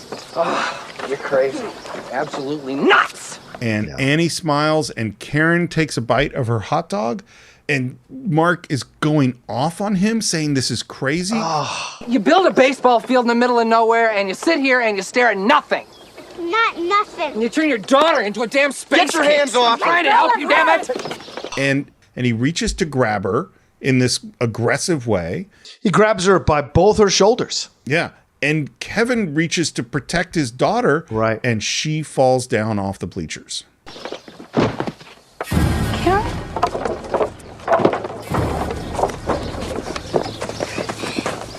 Is she all right? I don't know. Is she breathing? Should I get the car? And then Kevin Costner looks up and sees Archie Graham in the crowd of baseball players. And he says, Annie, wait.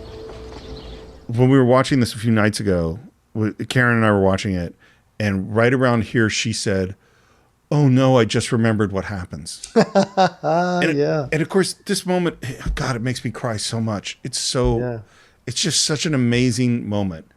He walks. It's touching and tragic at the same time. Well, and it has this inevitability. Again, it's the word I couldn't remember before. It's the serendipity. Is that you know what's about to happen too, you know? And he walks up and he gets to the border, and he stands there for a moment, and we go, "Oh no," because it was so well established that they can't cross this border. Right. And he drops his glove and he steps across. And again, it's ILM, but it's super simple. The baseball player legs become the adult legs in the suit of Burt Lancaster. What do we got here? She fell. And he walks forward and he goes, "Now what do we got here?" In his great country doctorness. This child's choking to death. Get her up. Hold it steady now. By the way, he slapped this girl so hard they had to pat her up. Oh no! Apparently Burt was not that gentle. Burt's a strong dude. Burt's a strong dude. Thank you, Doc. No, son. Thank you. And then the realization hits Kevin Costner and he says, Oh my God, you can't go back.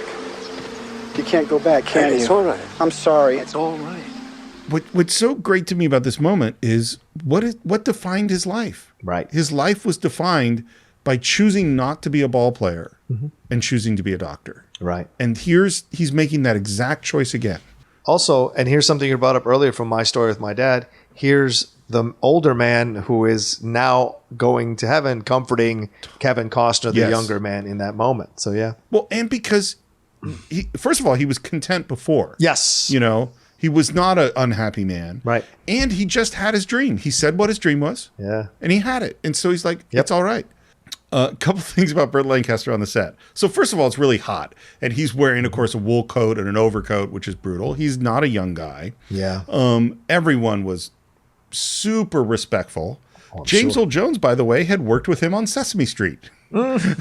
Burt had done the numbers and James had done the letters, which is funny, but still really, I mean, this is the, previous generation really honored it.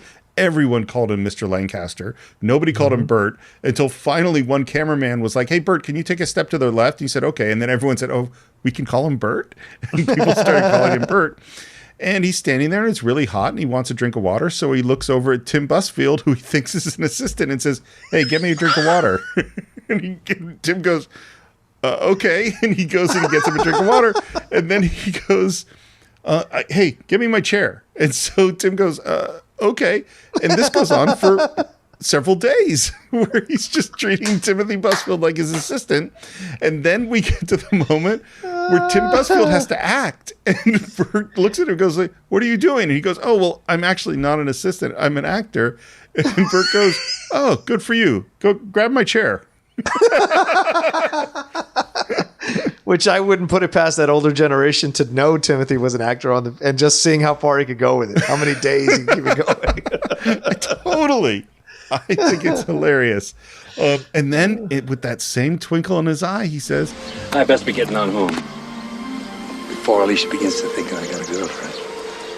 And he walks through the ball players. Yeah, this moment, Steve, when he walks through the ball players is such a heartbreaking but also like sweet moment, and turning to say to them, win one for me, will you, boys?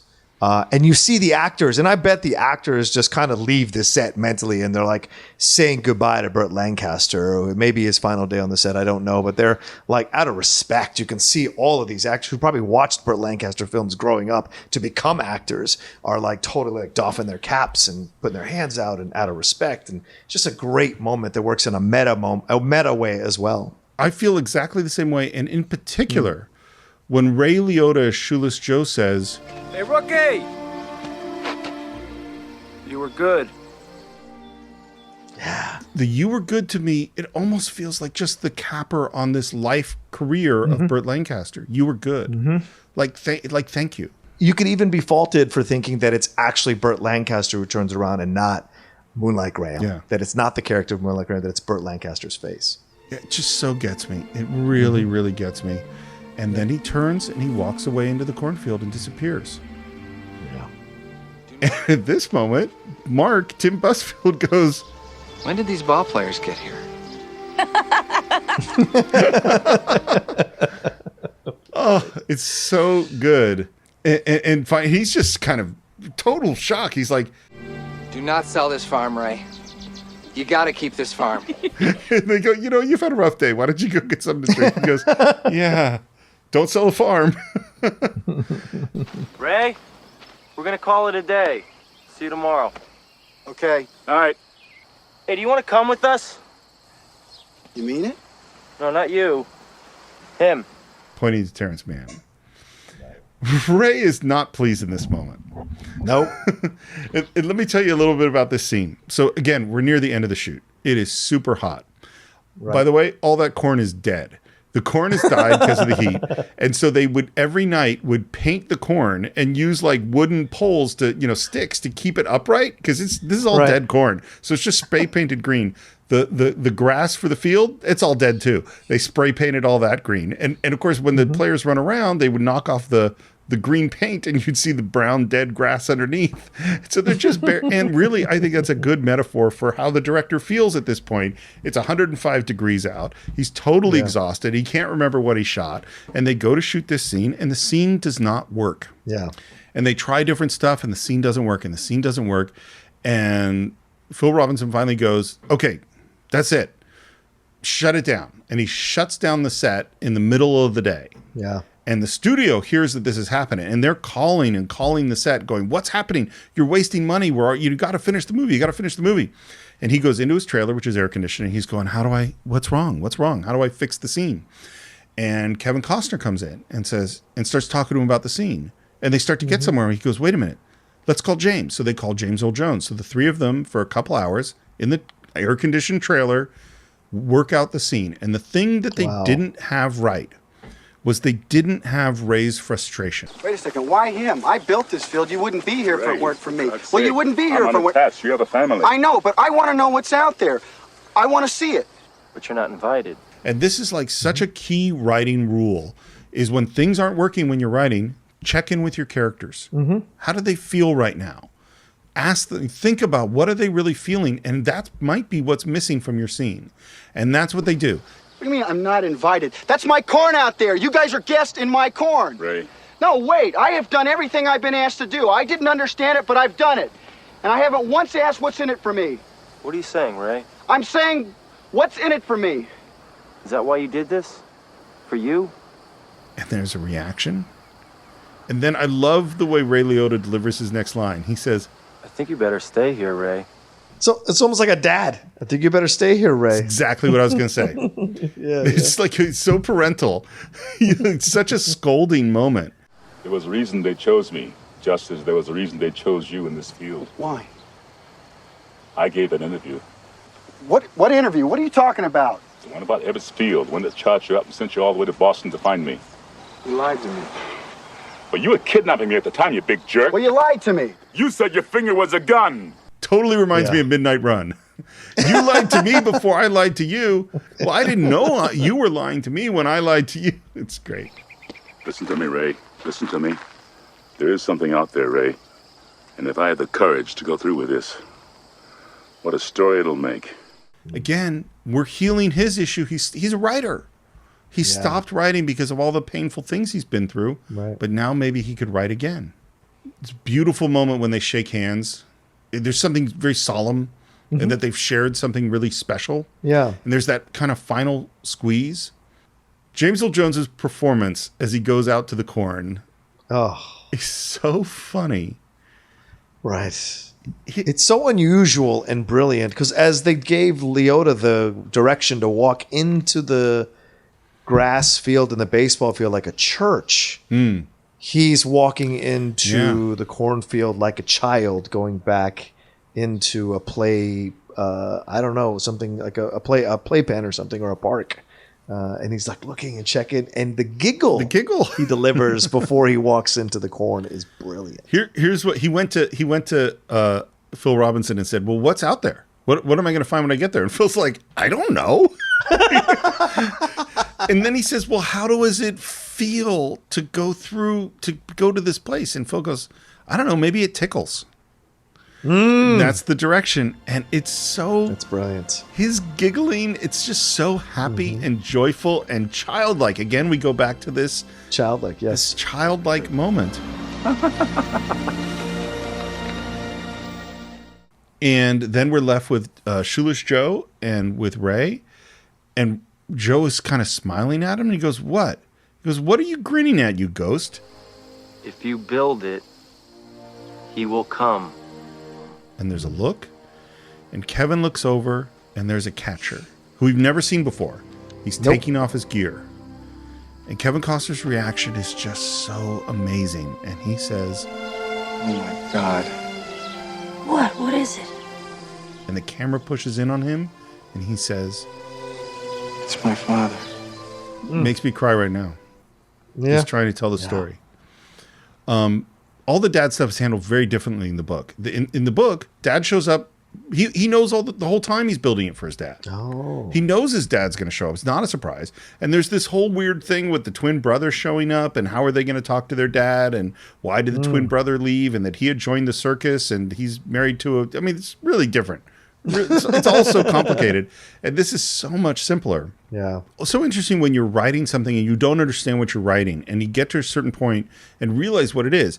Suddenly, as Phil Robinson is writing this scene, he thinks about the 3 lines that we've had. If you build it, he will come, ease his pain, go the distance.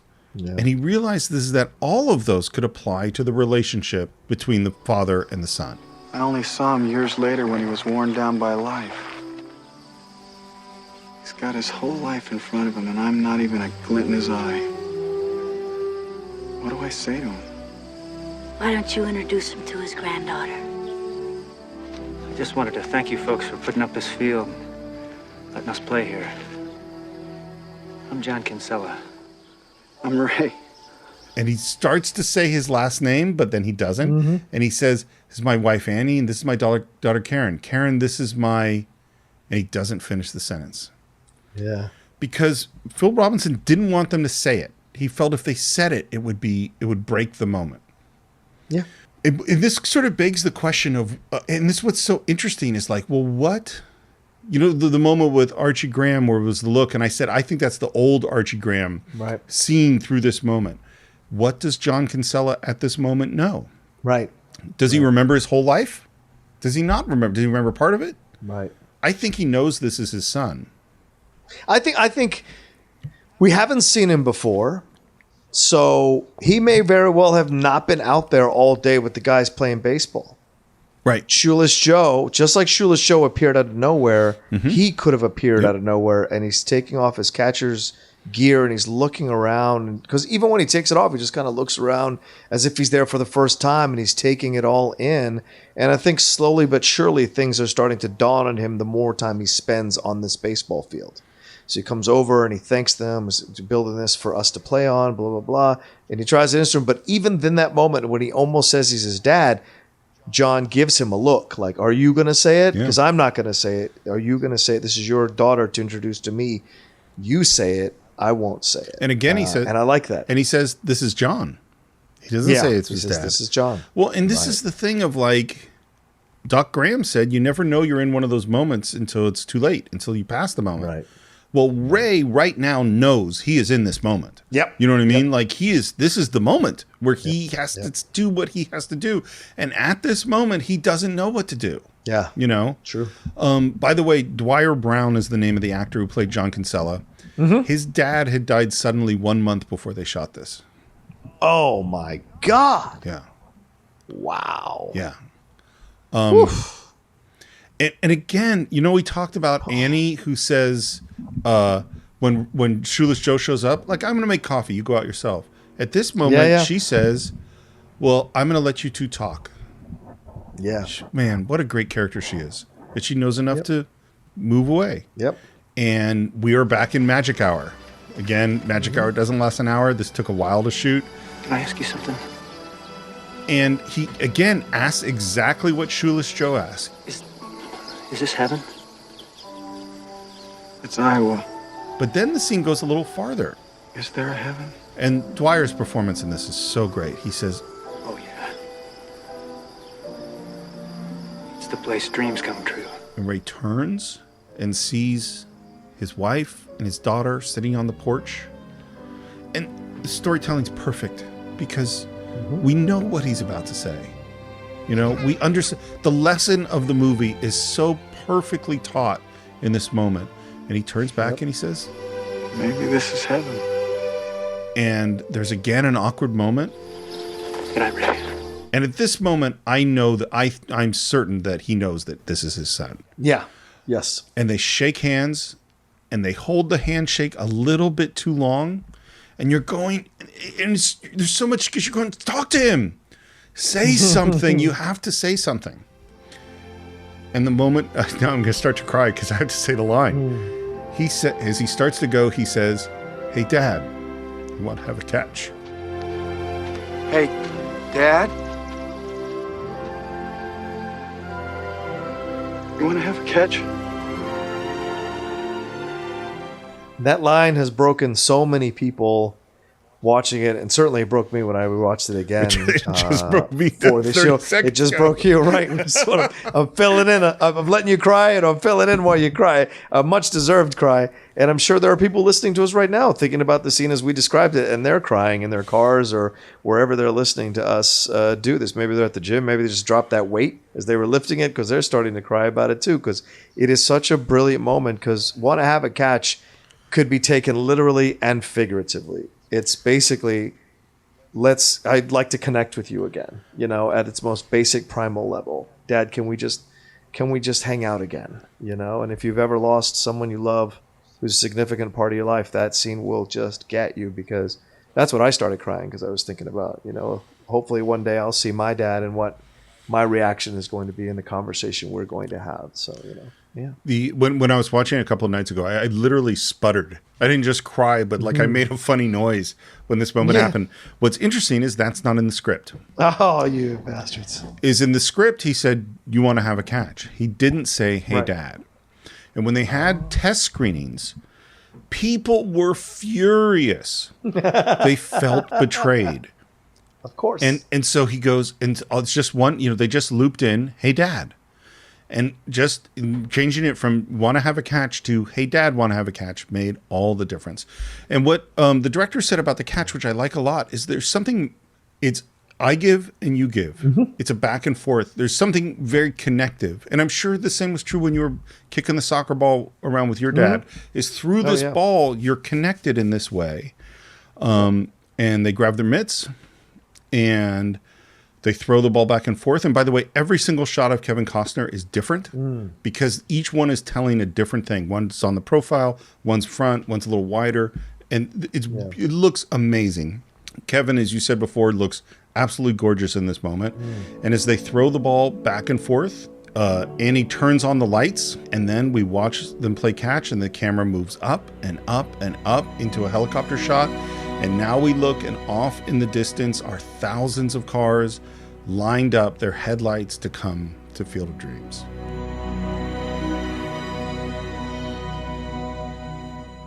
This was, by the way, tremendous logistics. This was announced at the Chamber of Commerce. They needed everybody's car in the area. That there were about 1,300 or 1,400 cars lined up for this shot. It took all night to set up. They're running out of light when they finally shoot it. They did 3 takes. On take 1, as the camera goes up and it's going to see the sky, and you want to get a little of the blue sky, the camera operator has to open up the iris so it becomes a little brighter to catch the sky. On take 1, they're looking at the dailies, and as the camera pulls up, it fades to black because he turned the iris the wrong way. Instead of opening it up to get more light, he closed it down so it went dark. And they go, "Oh my God, did he make this mistake on all 3 shots?" Because he didn't say anything about doing this. Right. And fortunately, take 2 and take 3, he did not make that mistake. And this last shot so makes you go, yes. And I think it solves a problem you hadn't even thought about, which is that you weren't thinking about the people will come. You were thinking about Dad. And now it solves, people will come. Yep. Can I tell you an interesting story? Sure. In 1990, my dad, as I said, was a big baseball fan. They decided to do a road trip. And my mom and my dad drove around the country seeing a game in every single National League baseball park in the country. Which, by the way, is really hard because you have to hit the town at the time that there's a game. So they had to be on the baseball schedule to go like, okay, we're going to be in Houston at this point, and we're going to be in, wherever it is. And so they were like doubling back a couple of times and working out exactly how to see a game in every place. And after seeing a game at Wrigley Field, they are driving towards South Dakota, and they decide to drive through Iowa. And they're on the freeway, and they'd spent a lot of time on freeways, and they kind of went, you know what? I'm tired of the freeway. Let's go see some of the countryside. Let's take a surface road. And so they pull off the freeway, and they're driving on a road, and they see a sign that says Field of Dreams. Oh, wow. And they go, no, come on. That's not what it is. And they see another sign, and they go, let's go see. And they drive up, and they found this place exists. It's still the baseball diamond there. The house is still there. And this is 90. So this is just a year after the movie had come out. Maybe it was 91. Yeah. And my dad swore, and my mom swore, this was never part of the plan. I don't know if I believe my dad. Like, this could be a sneaky thing that he might have planned. But they say they just got off the freeway. Just picked a random spot. And they just randomly saw the sign. So people will come, John. People will come. And they're still coming. And the Yankees and the White Sox recently played an actual game on that field. Oh, really? Either last year or in 2018. Wow. Yeah, as a 25th anniversary or whatever, remembrance, or 30th anniversary. I can't remember. Yeah, 30th anniversary last year. Yeah, so they played it. Yeah. So we've reached the end of Field of Dreams. A couple of things about Post, very small. The first is that the whole time they were making this movie, it was called Shoeless Joe. It wasn't called Field of Dreams. In fact, one of the reasons Ray Liotta took the part was he's like, well, I'm the title character. Studio hated the title. It's like, you can't call it that. Gave him a big list of titles, and the one the studio really wanted was Field of Dreams. And Phil Alden Robinson said, I hate that title. It sounds like a room deodorant. And so he calls up Bill Kinsella, who wrote the book, and doesn't tell him about the titles. He said, I think they're going to make us change the title. And he says, oh, that's fine. I hate the title Shoeless Joe. I never liked it. My publishers forced me to use that title. Wow. And he goes, well, what was your original title? And Kinsella says, Dreamfield. And Robinson goes, I guess we're going to call it Field of Dreams. Again, a little bit of magic. It was a big hit, obviously. It surprises me how few Oscar nominations it got. Yeah. It was nominated for Best Picture, Screenplay, and Music. That's it. And this, by the way, is the year of Driving Miss Daisy. Oh, yeah. Yeah. I mean, can you imagine Driving Miss Daisy over Field of Dreams? Yeah, I don't think we're doing that one, are we? Ever? No. I don't think we're doing that. No, I have no interest in it at all. I mean, it's not a bad movie. Yeah. It's just... It's not a great movie. Yeah, that's absolutely crazy. So, John, yeah, what are your final thoughts on Field of Dreams? Oh, man. How difficult is it to find words to describe what Steve Morris once called another film the perfect picture? I would call this film the perfect picture. I think the dialogue leads to everything you see. Nothing is wasted. I think the acting is some of the best acting you'll ever see. It's simple. It's down to earth. It's to the point. No one's showing off. No one's trying to win an Oscar. They're actually living and breathing the characters from the bottom of their feet to the top of their heads. And you feel it all the way through. There's so many smiles in here to enjoy. There's a great reverence for the game of baseball throughout the movie. But at the end, it's about this father and son, and it's about coming to terms with that. It's about embracing that inner child of yours one more time, or hopefully for the rest of your life again, but also finding time to forgive yourself and to forgive the other person and to mend that bridge once and for all between you and somebody else who you may be missing in your life or may have always wanted to find some peace and closure with. Oh, and it's incredibly well shot, incredibly well directed, and the pacing of it is perfect. And it's a sports movie that will leave you smiling, crying, and feeling good about the world again. And what more could you ask from a film, honestly? I literally this whole time was going like, what am I going to say? Like, how am I going to put together my thoughts about this movie? I agree with you. I think this might be a perfect film. I think it transcends its genre. You know, yes, it goes far beyond, you know, a baseball movie or sports movie. And it goes into this something that's deeper, something about America, about history, about regret, about play, about games, of course, about father and sons. And as I think about this film, and I think so much it was, when I was younger, it was about me and my dad, you know? Yep. And now that I'm a father, I see it more as that I'm in the middle of this tradition, just as John Kinsella passed on Shoeless Joe Jackson to his son Ray, and Ray passes on the legend of Shoeless Joe Jackson to his daughter Karen. Yeah. Like now I'm between Mickey Morris, my dad, and Jackson Mickey Morris, my son. And that there are things from me that are going to him that are my dad, you know, because I'm a lot like my dad. Right. And I also think about Archie Graham saying, you don't notice the moments when you're in them. Yeah. And it's interesting because as we're recording this, as we said at the beginning, you and I are both in our house, you know, because there's this crazy virus going around the world. Yeah. And I've spent more time with my son in the last few weeks than I normally do. Much more. I mean, I spent much more time with my son than my dad spent with me when I was a kid, but still, like, I'm there with him. And I got to tell you, the first thing I said to you when we got on this call was that homeschooling is really hard. And that when I was this morning, I was researching, I was trying to finish my prep for the podcast, and I had to deal with my son, and I was really frustrated. And I was really, you know, kind of at the end of my patience. And now that we've gotten to the end of this conversation, I suddenly am going, oh, this time with my son is a moment. Yeah. It's a moment that I need to recognize that I'm in the middle of it with him, and that I need to connect with him, and that's in fact what's most important. And maybe I'll, in my way, try to have a catch with him. You know what's funny? Yeah. He doesn't like catch that much.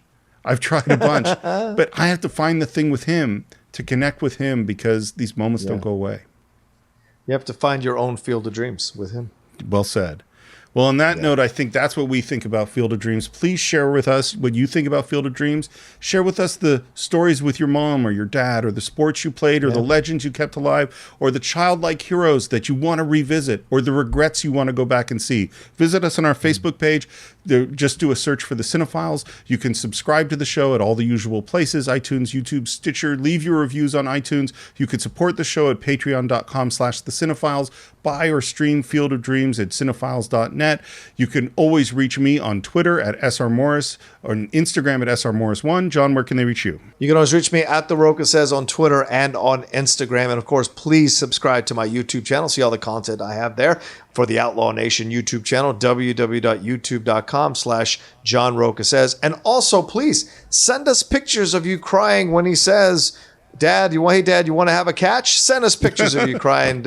Tweet at us pictures of you crying. Maybe we'll create a montage of them and put them up on the Facebook page, but would be kind of fun. And maybe we'll add our own as well. So it could be a fun little thing to do to commemorate this particular episode of the Cine-Files. And I think that's it for this week. Everyone, please take care of yourself. There's a lot of crazy things going on in the world, and we will see you next time on the Cine-Files with another great film.